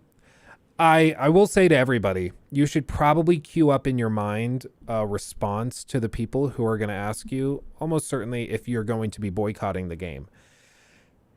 Unfortunately, it's just a thing that happens now. It's this weird Puritan thing. Like, I don't know. Jern, thank you. Or Jern Kern? I don't know. Thank you for becoming a member. Appreciate you. Thank you. Yeah, we had a couple of people that came in and were like, so are you going to be quitting or boycotting the game? And I was like, I don't know, man. No. But then they act like you're a bad person if you buy the game or if you're going to play it. Like, can we just have nothing nice? Can we just not play a video game just because it's a video game? Can we not just like hang out together and do something because it's fun? Like, what are we doing? Just feel like we can't have anything nice nowadays. I think this is also a draw. Maybe he can pull it off. I don't know. I played a game against Naroditsky way back in the day. King leaves the king side, black will play move g5 at some point. So that's the Maxime one is thing. making progress. Oh, huge pushing the rook progress. away. Here comes King the A pawn. Is king up into d4? The king's gonna help out. He plays He's g5 pulling with up- the king left. My dad would always tease me when I would watch these streams and videos and stuff because he's like, it's chess. How interesting could it possibly be? Like, they're talking about it like it's a crazy, like, mixed martial arts or boxing match or something. 94 was winning the bishop. Oh my gosh, he would have won the bishop on the spot. And Maxime needs to find moves like that. King comes to c7, but a king can't promote. So the king is all the way up there. You need the pawn to get to a7. Magnus playing moves with 2.2 seconds of the clock. 94, 96 wins the bishop again, and this time he sees it. Oh, but rook e5. He's taking the a5 pawn. It's not over. If he takes a5, he might also win f3. Maxime bishop- zips it back. Oh, it's G6, 0.1 huge seconds. move. But he's gonna. I think his endgame is losing. But Not f3 just is yet, falling. though. Can he go a6? Are they just going to repeat? I think they're going to repeat. Don't repeat. a6. You just got to play for a win here. 6 seconds for Keeps the Maxime. check first. Oh my gosh, king is going to go back to f4. He's not finding the way. Okay, rook f6 and then a7. Rook Rook F6. F6 first? No! And you can play it. Oh, you got Rook Rook F6! F6! He had the intermezzo and he missed it, and now it's a draw. The king is shouldered. This is. An I love how easy draw animated for they Magnus get. Carlsen. It's so And funny to me. Maxime Bashir-Lagrave should be beside himself because he just needs to blockade the pawn. We will show you this after the game concludes, but that is such a missed opportunity, and we keep saying it. He needs to put Magnus away. And he is in disbelief, disgusted with the biggest miss of the match. Can you believe? Yeah, what they were saying was back here. Oh, you got Rook F6! Rook F6 and then He had to play Rook F6 check, and then you can't push the pawn. 'Cause if he does Rook F6 check, the king goes up to like E4 or something before he pushes, and then you push the pawn. A7. Then this Rook doesn't get F6 to play. first? No! Yeah, Oh! And you can play. and now it's a draw because the king can't catch up fast enough. That's crazy. That's crazy. Yeah, it's just one little bitty move. You mixed up your order, and then you're screwed. It can happen that quick. It's crazy. Chess could be exciting. Depends on how you feel about it. Well, and the big reason that some people find this really funny, like their faces in this moment when you're looking at a chessboard, is because a lot of people are not like following along with what's happening. But when you realize like here Ace. First, oh my gosh. white is absolutely winning. Like white can win this, beat the world champion at a game of chess, and like he can win it. But he misses the one move and he He's gonna mixes go up back the down order. first. He's not finding. Rook F6 has to be played, No and then way. he misses it and he screws up. Rook F6 and then A7. Rook Rook F6 first? No! And you can play it. Oh, you got Rook Rook F6! He had the intermezzo and he. So no, I think that's most of it. Anywho. Looking forward to some crazy trades during the chess off season. You never know. Actually, turn on the flashlight. Oops.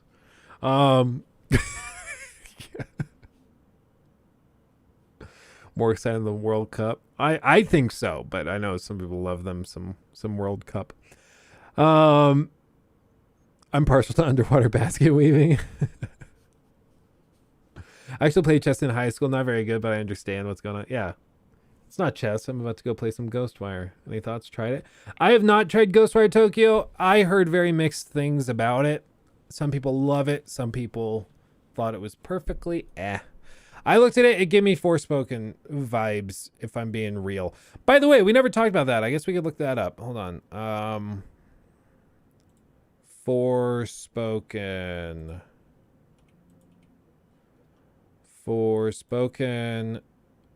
Transcoded.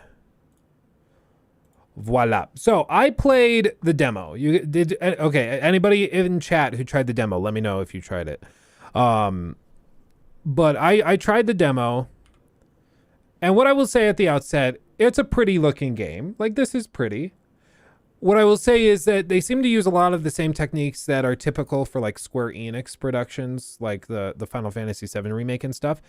So it's like kind of blurry and pixelated and grainy at parts. And also the world is big, but feels very, very empty. So they set up this whole thing where she's like in the regular world and then something happens. You see what I mean? Like in the distance, you'll see a bunch of weird artifacting. It's just odd. And it's also like particle effect. I call it particle effect fetishism, because it's just like, oh, how do we make this shot interesting? Particle effects. Just put like a bunch of sparks. That'll be cool. That's all we need. That'll do it. And I just don't think that that's enough. Also, what is this song?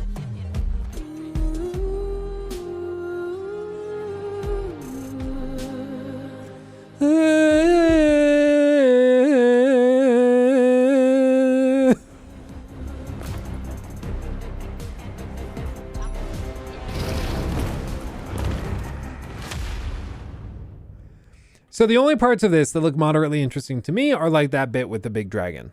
Big scary dragon boy. None of that's really in the demo. They offer a couple of boss fights that you can engage with if you want, but that's it. They give you a brief combat tutorial. You'll notice what I mean with like particle effect fetishism here. None of the enemies are very interesting. They just kind of stand around and wait to be killed by you. I didn't think the combat was very good. I ended up spamming this one set of magic with this one ability, with this spear thing, because nothing even came close to its effectiveness. You run around. I completed this trial where you have to defend these people from waves of enemies, but the waves of enemies wouldn't come for like 10 to 20 seconds in between each round. So you see how long that took to trigger? It was just weird. And then I throw this spear. Look, it sticks them. It has an AoE effect. Stick them, AoE. There's like very little reason to use any other magic until they get close. And then when they get close, you can swap it up. So combat's really unengaging. There's this bit where you can like explore and do stuff. I was trying to figure out how to jump up there. The map itself is like really boring. Like, see, I found this area and there's a chest. So I looked up at the chest, but the chest is locked, and it's locked because there are enemies around. So I proceeded to spend like 10 minutes clearing out all of these enemies, all these purple dots. Those are purple dots above enemies' heads. So I spent like 10 minutes clearing out all these hordes, including the flying beastie boys. And finally, when all was said and done, I had to pause it because Lachlan was trying to climb up the gate. But I finished them out, and then I got the crate, and like nothing interesting is inside of it. I open it. Oh, there's one more. I think there was like one more I found. Or did I give up? Is there really... Oh, after all, that's what it was. After all of that, that didn't open the chest. You still can't get into it. Can't travel past that point. So I was like, oh, screw this. I did all that seemingly for nothing. So I just move on. Free running is also dumbed down like in Valhalla. You just hold down circle and point the left stick somewhere. And that's it. She also has a nasty case of never shut the hell up itis. Just like constantly. Wow, I'm good at this. Wow. Here's the first mini boss fight. You're not joking, are you? Joking about what? You're not joking, are you? What?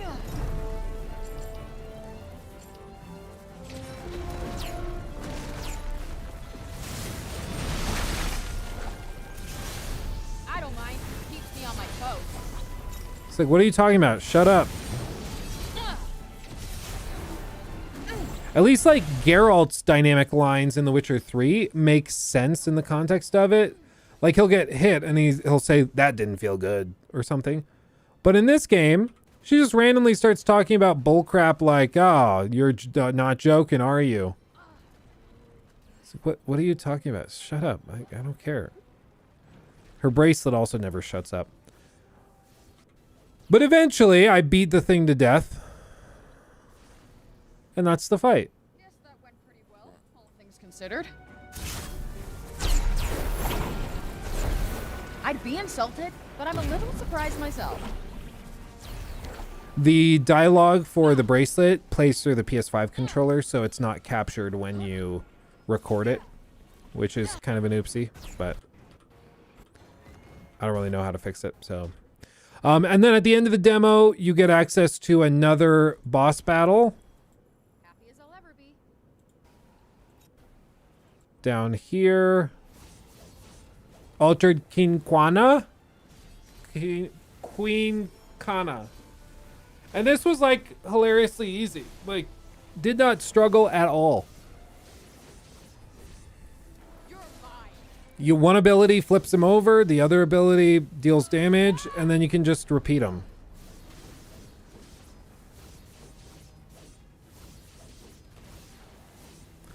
Like, I just don't get what the game is supposed to be. Nikki came up, sat next to me, and was just like, well, this looks boring. And I was like, yeah. So you just did all that. I didn't take any damage from that spin around. I can just hug that booty, and I don't take any damage. It's just like a total joke of a fight. And this was how they decided to end the demo. Like, this is how it finishes. Still better combat than Death Stranding, but that's not saying much. I just like don't get what the thing is. Thank you for playing. I seriously don't understand what this game is supposed to be or why I'm supposed to want to play it. Because none of this is interesting. Like, you're just running through open fields, past enemies. I don't know. I appreciate the demo. I'm glad that they did a demo. I think that that's great. You know, they're willing to show people so that they can make an informed decision. But I would guess it's probably because they're having trouble defining and describing to people why they should be interested in the game. And so they're like, well, we'll just do a demo and let people play it. And then they'll see that it's really good. But then the problem is people play it and they're like, no, I'm good. But like, honestly, I was not interested in this before. I tried the demo and now I'm sure that I'm not interested. And I think that's true of a lot of people. It's just like, yeah, I'm good. I'm good. I think they're depending on the fan base to fill out the excitements and reasons to play part. It's just like the best thing about Todd Howard is that Todd Howard can describe easily why you should want to play Starfield or Skyrim or Fallout or any of these. But the team with this game it seems like they're totally incapable of describing why anybody should give a crap. And that's a problem. I mean, because your game should be built on a few basic ideas that you can pitch to people that makes them want to play it. And if you can't even put into words why you should try it, I don't know. Billiam, I've played the demo for 8 hours and now I'm super pumped for the game. Kind of Final Fantasy meets Devil May Cry for me. I would say that that's probably a fair crossover. I'd say for the Final Fantasy comparison, I see like the engine similarities, the artistic similarities and stuff like that. But my big question is narrative. Like, is the narrative going to be the thing that greases over everything else? Is it the thing that smooths out the edges and motivates me to play? Because right now, I'll just be real. The gameplay would not be enough to keep me going. Like, I wouldn't be motivated to finish the game if it were just this. You know? Ooh. So I think that that's most of it. Like, I don't find this compelling enough to finish it. You can also customize fingernails. I'm not joking. So I don't know. Metroid Dread, I have played it. I got to what I think is the final like boss encounter or whatever. And then I had a bug that went viral at the time. A bunch of people were talking about it. And it cleared my save data. And so I would have to start over from the beginning. And I was so angry when that happened that I just put the game down and I have not returned to it since. I probably will go back and start from the beginning and finish it again at some point, but I was so pissed that I lost all my save data. I just was like, screw this. I'm not vibing. Yeah, I was not vibing at all.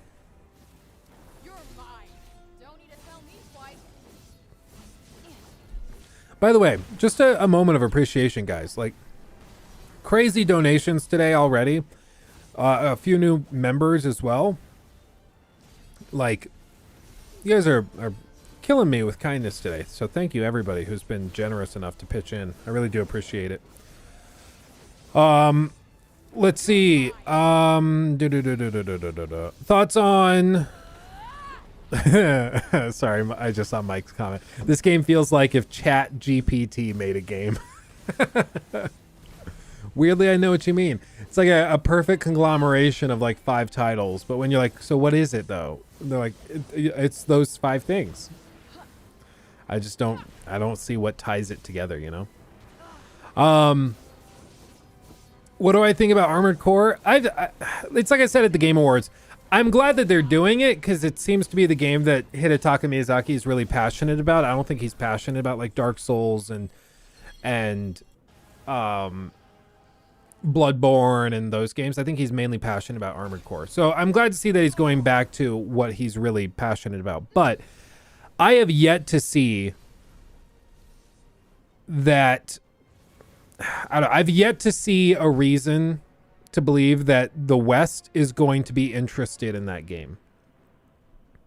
I'm going to be this for Halloween, by the way. I already have the costume.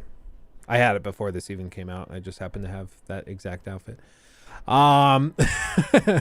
But I I just think like they've already confirmed it's not going to be from Soulsborne in style. It's going to be a very different kind of game.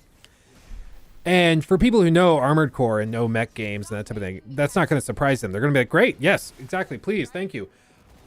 But you better believe there's a ton of Elden Ring fanboys that are going to try to jump into it and are going to be very bummed when they realize that it's not the same thing. It's a very different kind of game. So, I don't know.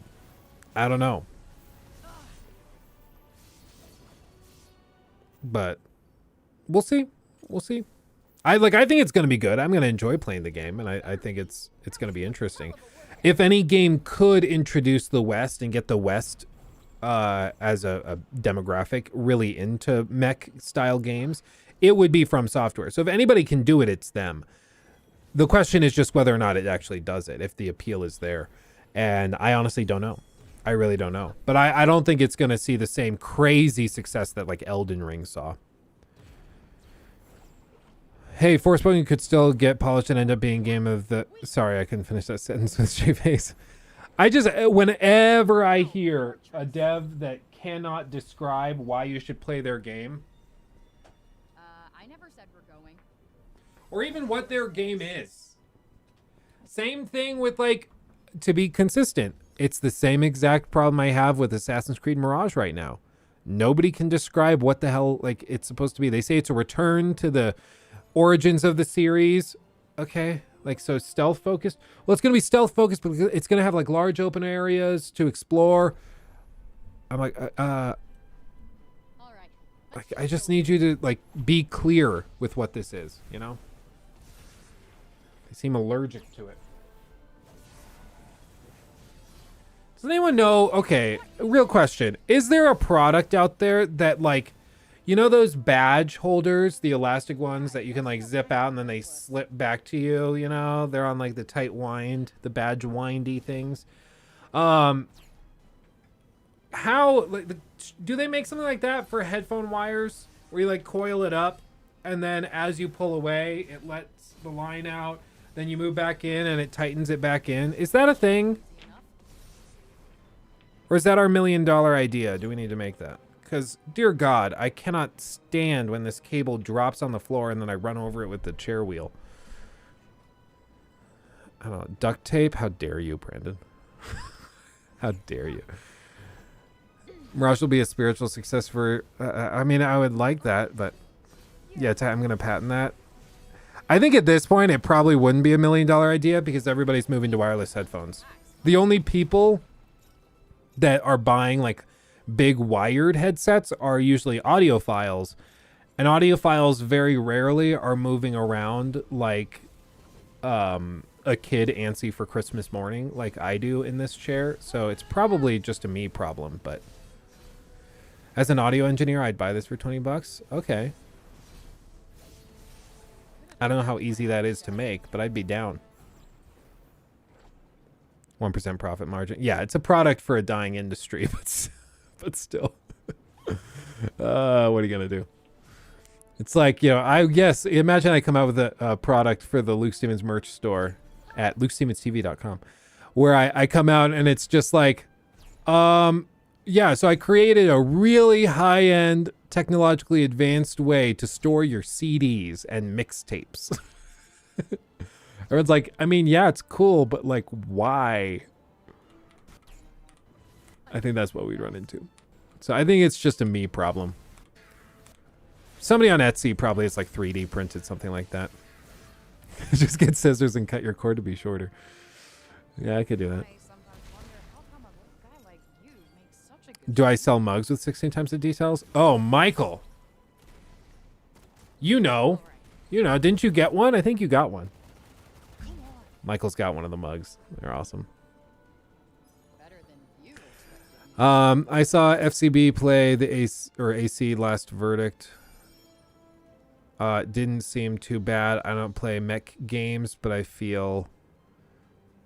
Or AC Last Verdict. I don't play, but I feel like I could get into it. Yeah, like I said, I think if anything... I think FromSoft could be the studio that makes Western audiences interested in mech games, but it's gonna be, I mean, it's gonna be tough because I don't think it's going to be as appealing as something like Elden Ring. Elden Ring, it's really easy to pitch to people, but I don't know. Hell yeah, coworker nearly stole it today. Ooh, you got to keep that thing under lock and key, my friend. With 16 times the detail, you cannot afford to be too safe, you know? Vibing through the last hour work with Legally. Thanks, bro. So I have to get home and get into the Switcher update. Oh, yeah. Sit back, relax, have a great weekend. And now she's telling me she's my wife. Dude, you gotta stay level-headed. Keep it under control. She's gonna tell you things. They're gonna make sense. They're gonna seem true. It's just a spell. It's like in South Park with the alien wizard. They're gonna sound true, but it's not true. It's just another sign that the mighty alien wizard has you under his mighty spell. Let's also just mention, this is something I can't stand in games. Obscure in-game crafting and currencies. What is this supposed to tell me? Especially in a demo. My goodness. Like, oh, I got 5 shore violets. Good thing I got 5 instead of 4. 3 would have really sucked. And thank God I didn't get the balm flax. Like, what? What does this even mean? I don't know. In the game, probably once you're like 20 hours into the game, you'll probably know what this means. And it'll make sense. It'll be like, oh, yeah, no, cool. But for me, this drives me crazy. Because I'm like, I don't know what. Like, what? It's the same problem I had with like Gotham Knights. Gotham Knights had the same kind of thing with the really obscure crafting materials that they'd reward you with in puzzles and stuff. And so you'd get through the puzzle or through the side mission or whatever. And then they throw you like, oh, you found 6 globs of Gloom Glob. And then you also have 15 pieces of Charm Drywall Glass Rock. And now you can combine them into a Jib Jab that you can use to upgrade your Flim Flam. And I just don't care. I just don't like it. Any Tumpkins. Yeah, exactly. Hold on. Where was that? That was in the Star Citizen video, wasn't it?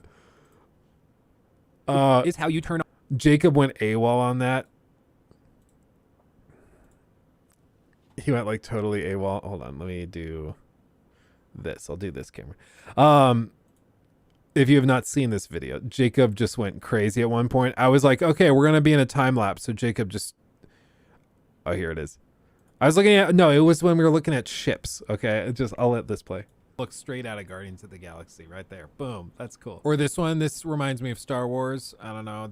I forget whose ship it was, but this looks like one of them. I don't recall whose it was or what it was called.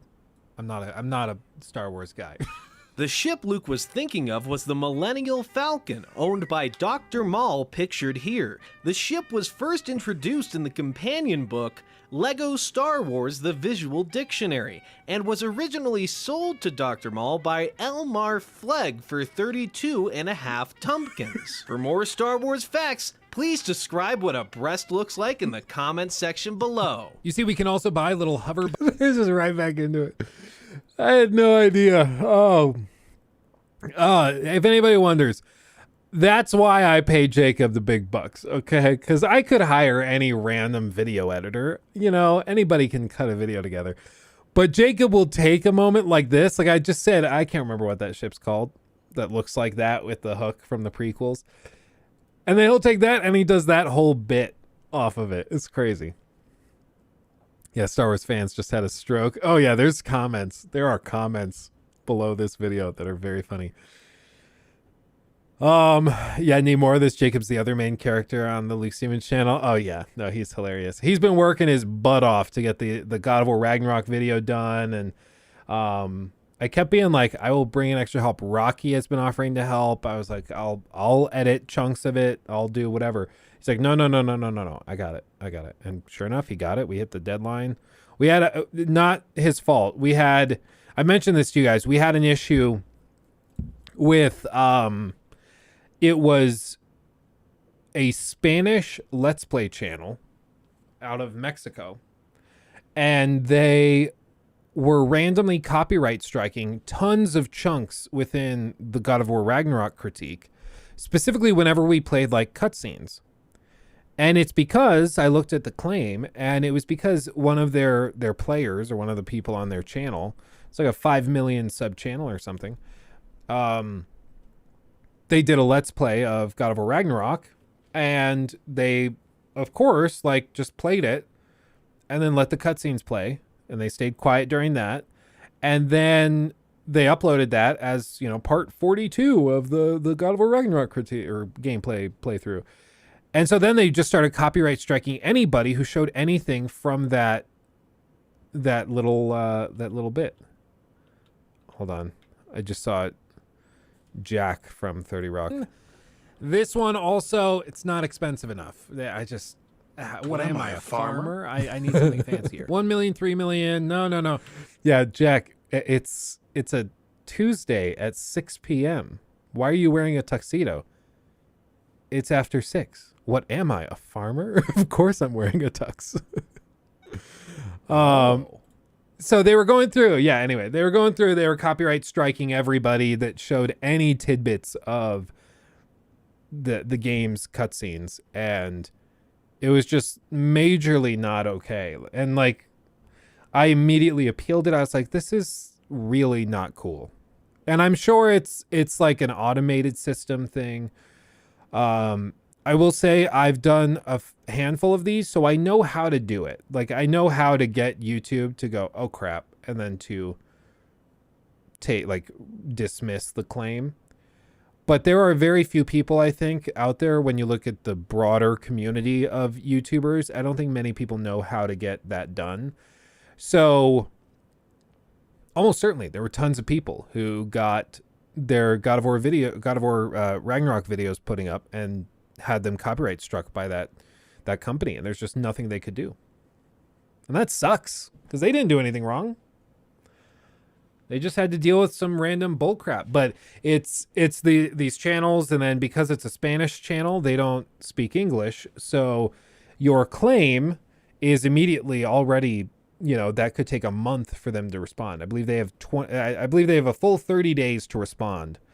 And then after that, you have another 30 days to respond. And after you counterclaim their claim, you have, there's another 30-day process. And then if they still don't release the claim, it will go, and basically YouTube will side with the claimant. And if you want to deal with it, you have to sue them. And you'd have to go to court. And these huge channels with like 5 million subs, and they're bringing in hundreds of thousands of dollars, sometimes a month, they're just going to go hire a lawyer to do it for him. Whereas like little Timmy, who's putting YouTube videos together in his studio apartment, can't fight it. And it just sucks because there's nothing you can do about it. Hound, I think they do. Because, I mean, what are you going to do about it?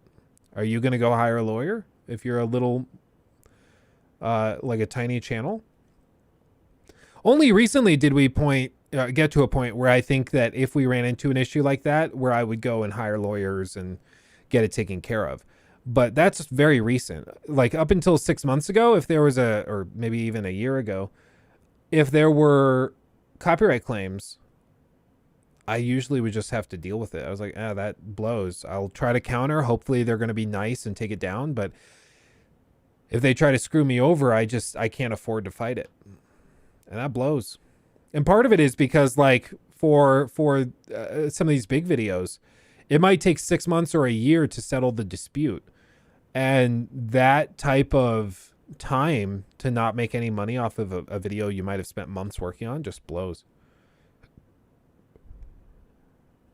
You'll be hearing from my lawyer.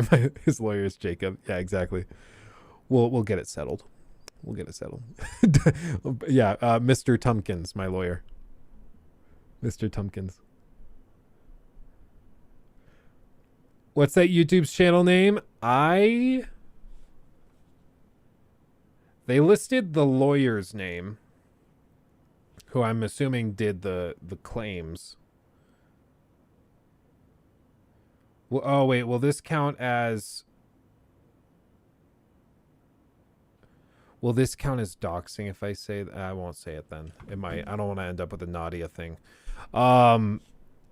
but I mean, I don't know how many big like Spanish Let's Play channels there are, but it was a very large Spanish Let's Play channel that had done some playthroughs of God of War. But it was not cool. But we got them released, so the claims are good. The Ragnarok video is up and is able to make money, and we're fine. Praise be, Deadass Nadia. Praise be. It's Skill Up. Skill Up is like, I'll be damned if Luke gets this video out. Oh, Skill Up. The Angerboda section really seemed like them bloating the game for 3 sets of similar fetch quests. I'd have appreciated character developed some other way. It did feel a little like it felt like to me it didn't feel totally like bloat. It felt more like a palate cleanser. Like you had just been through a really emotionally intense bit, and then they needed a moment to settle things down and to calm the player down. So that's what it felt like to me. And in that capacity, I thought it worked really well. I said in the critique, the whole time I couldn't unsee it as the Coral Highlands from Monster Hunter World. That whole area just looks like it. And it's really hard to unsee, but yeah, what are you going to do? What's the lore with Skill Up? I really don't know, Hound. We just started like kind of joking about it, that Skill Up is secretly like one of my most focused watchers, and that he also, like, anything that bad happens, it's actually Skill Up. I don't know why we started saying it. It's just funny to me that like clearly he doesn't give a crap, but it's just funny. Like same thing with like Yong, like, oh yeah, Yong is actually sitting behind his desk and it's like, oh, I'm gonna get Luke Yong outed of YouTube. You know, like, it's just funny to me. I don't know why. It's just funny. Like, they're nice guys, they make good videos. Like, I don't give a crap. They don't give a crap about me. It's fine. Like, we're just dumbasses making YouTube videos on video games. Like, who cares? But yeah, I don't think there's any lore. It's just funny. It might not be funny to anybody else, but I find it funny. So, did you like the part in God of War when Morbius lifts Atreus up over his head and starts spinning him like a helicopter blade? I did really like that. Yes, I did. See you guys next time. Yong out. Should I start doing voice acting? Should I start doing that just to like compete with Yong in another realm? That could be funny. That could be really funny. I actually, one of the things I'm bummed about with the Ragnarok video, actually, Michael, your comment made me think of it, was the intro to the Elden Ring video. I was actually really, really proud of that. Elden Ring, Luke Stevens. There I am. That's me. I wanted to do something like this for God of War Ragnarok, but the only way I was able to do this was with specialty tools that were available to unlock the camera and like pause the in-game effects and stuff in the PC version of Elden Ring. And I don't know, man. I wanted to do it, but I can't do it with PlayStation exclusives. But I really liked how this turned out.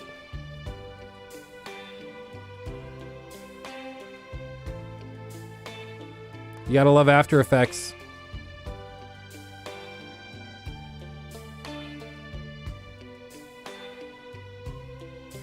It's also just cool, like, people getting to see areas of the castle that they never saw because they're not loaded in. It's just kind of fun.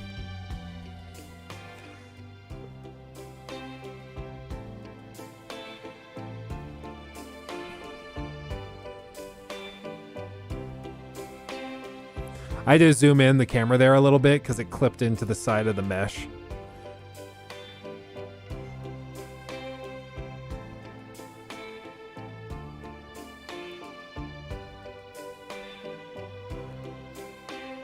Then you notice my mental health. Fanboys. Dude, getting this working was such a nightmare. And even then, it doesn't really work super well. Like, you see that motion tracking didn't really work.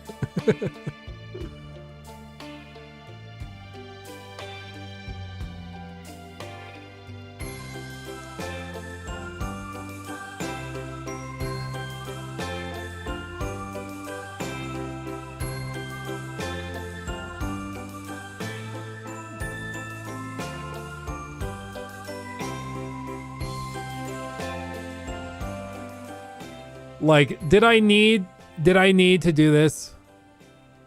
No, the video would have done just as well without this fancy intro.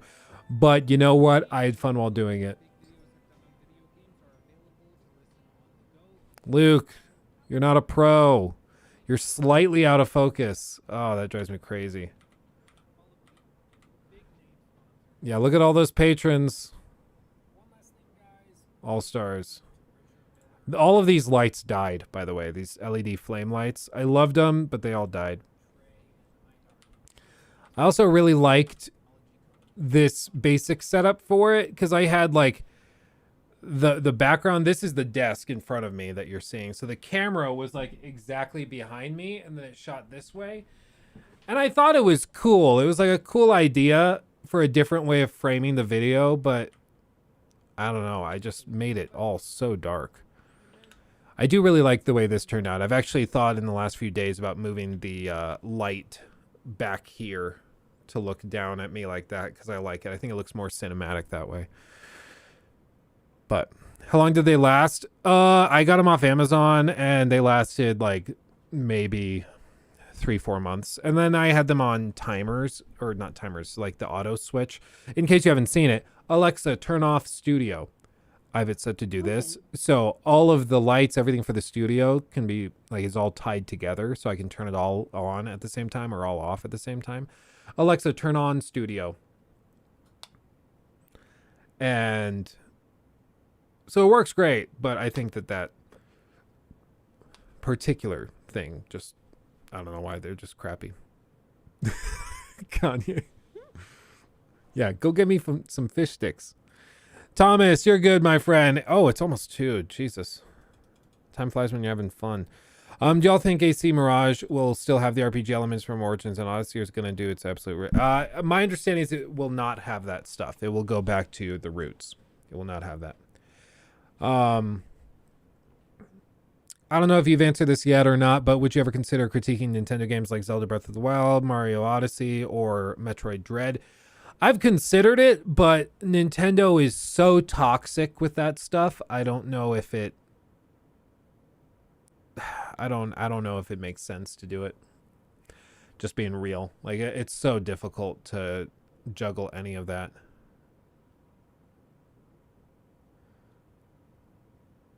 I don't know. Like I'll probably do something on the next Legend of Zelda game, but I don't know if I'll go back to Breath of the Wild for a video at least. Kunal, Luke, what are your overall thoughts on Hogwarts Legacy Showcase, and would you recommend pre-ordering that game? I, just as a point of principle, I never recommend pre-ordering games at all. The only exceptions, of course, being if you are like a content creator and you know that you're going to cover the game positive or negative. So like Callisto Protocol, I knew that I was going to cover the game positive or negative. I also wanted the collector's edition statues. So like, yeah, I pre-ordered that one. But even if the game sucked, which it didn't suck, it just wasn't very good, I still like benefited and I would have bought the game either way, right? As for Hogwarts Legacy, like, I think right now my confidence in that game is probably at like 8.5 out of 10. I'm very, very optimistic and I've been very impressed by what I've seen. But it could still suck because a lot of people before like Cyberpunk's launch said that it was the game of their dreams, right? They would give it, they probably would have given a 10 out of 10 on their confidence level that was going to be good. So you just never know.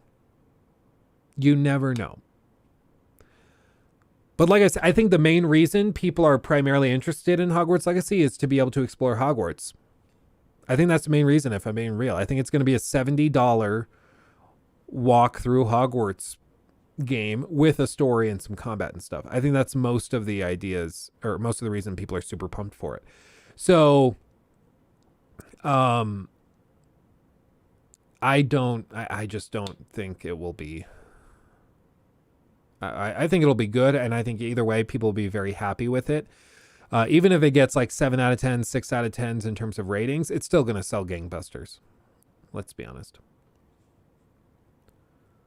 Do you recommend becoming a member of this channel or the main? Probably this channel, but it doesn't matter. Like, if you're a member of this channel, then you can come out to the members only streams and you'll see those. I can't share the members only stream with you if you're not a member because like YouTube prevents it. You have to be logged into an account that's a member of this channel to see the stream. So if you're a member of this channel, you can be in the members only streams when we do those. But either way, regardless of which one you're a member of, you will get access to the critiques early. So you'll get that perk. But I just literally can't do anything about the members only streams if you're a member of the other channel. Do you think like Hogwarts Legacy could be a game that you could spend 200 hours in messing around, or 10 hours and say, oh, that's cool anyway? I think it depends on the type of person you are. Some people will do the 200 hours thing and won't even finish the main story. They've shown some of the side stuff they've done. They've shown some of the like customization and things like that. So I think there's going to be lots there for sure.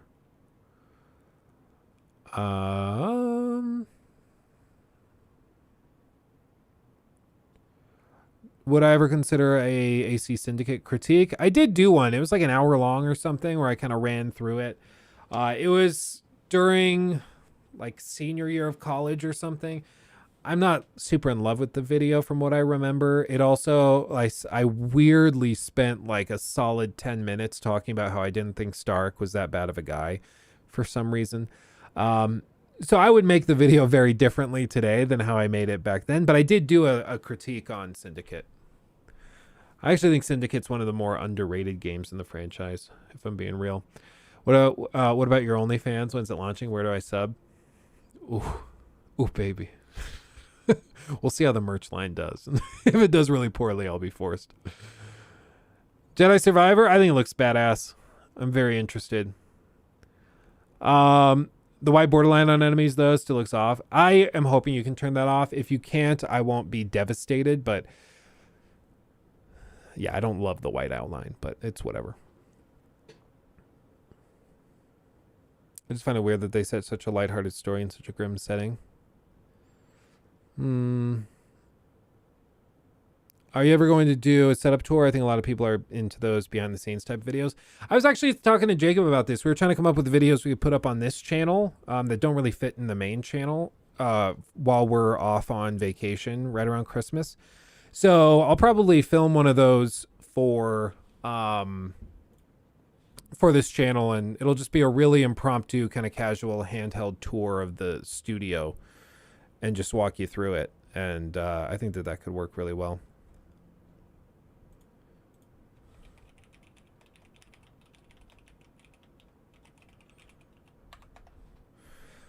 But yeah, Magna, my hopes are very high. Luke Stevens Reacts can be an idea. Yeah, we've kind of been doing that. Yeah. It's been working pretty well. People are enjoying those videos. Did you see the Rockstar tweet yesterday? It literally made everybody think they were teasing GTA 6. Dude, people are so thirsty for it. It's so funny to me. It's like, it's so cringy that people are willing to just believe anything when it comes to that. It's hilarious to me. Sheriff Adekola?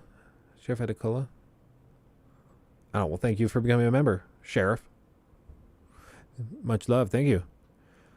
Bring back Draw My Life videos. Yeah, that was the meta for a while, wasn't it? You put one of those up, it was going to do 10 million views no matter what.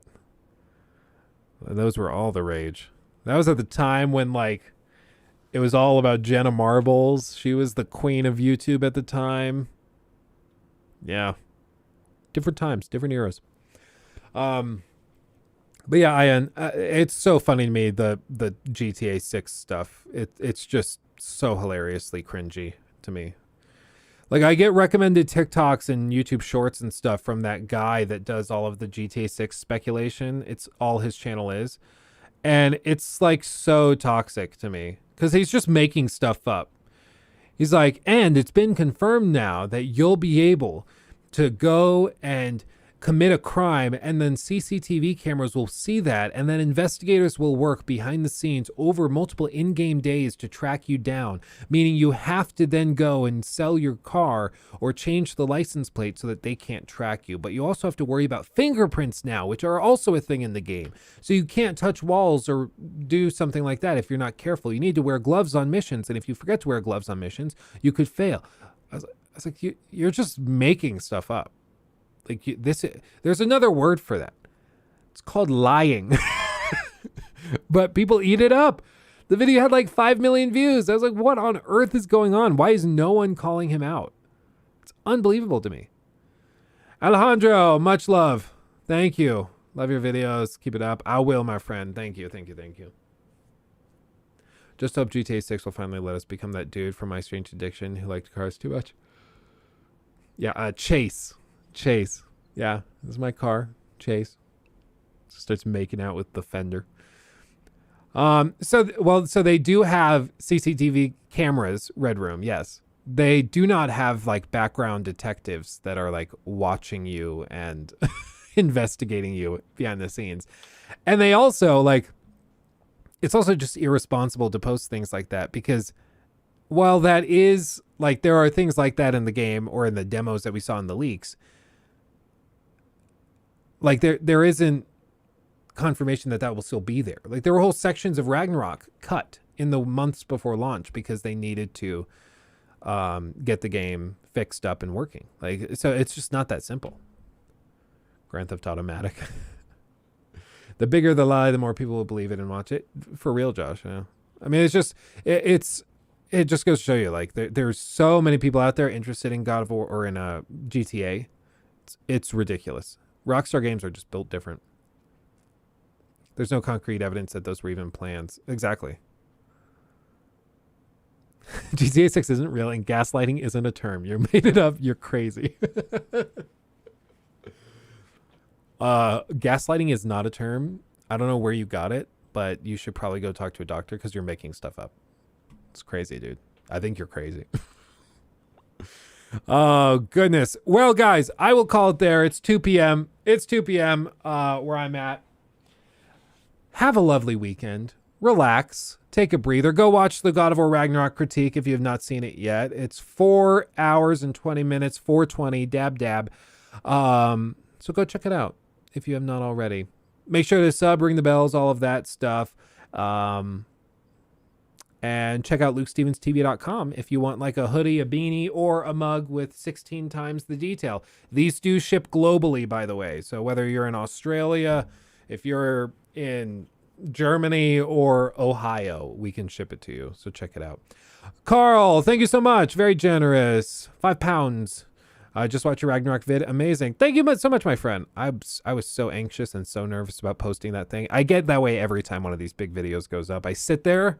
It's 10 a.m. and I'm ready to hit publish, and I just freak out. I find 5 other things to do to distract myself because I'm so nervous that people are going to hate it, but you guys are very sweet.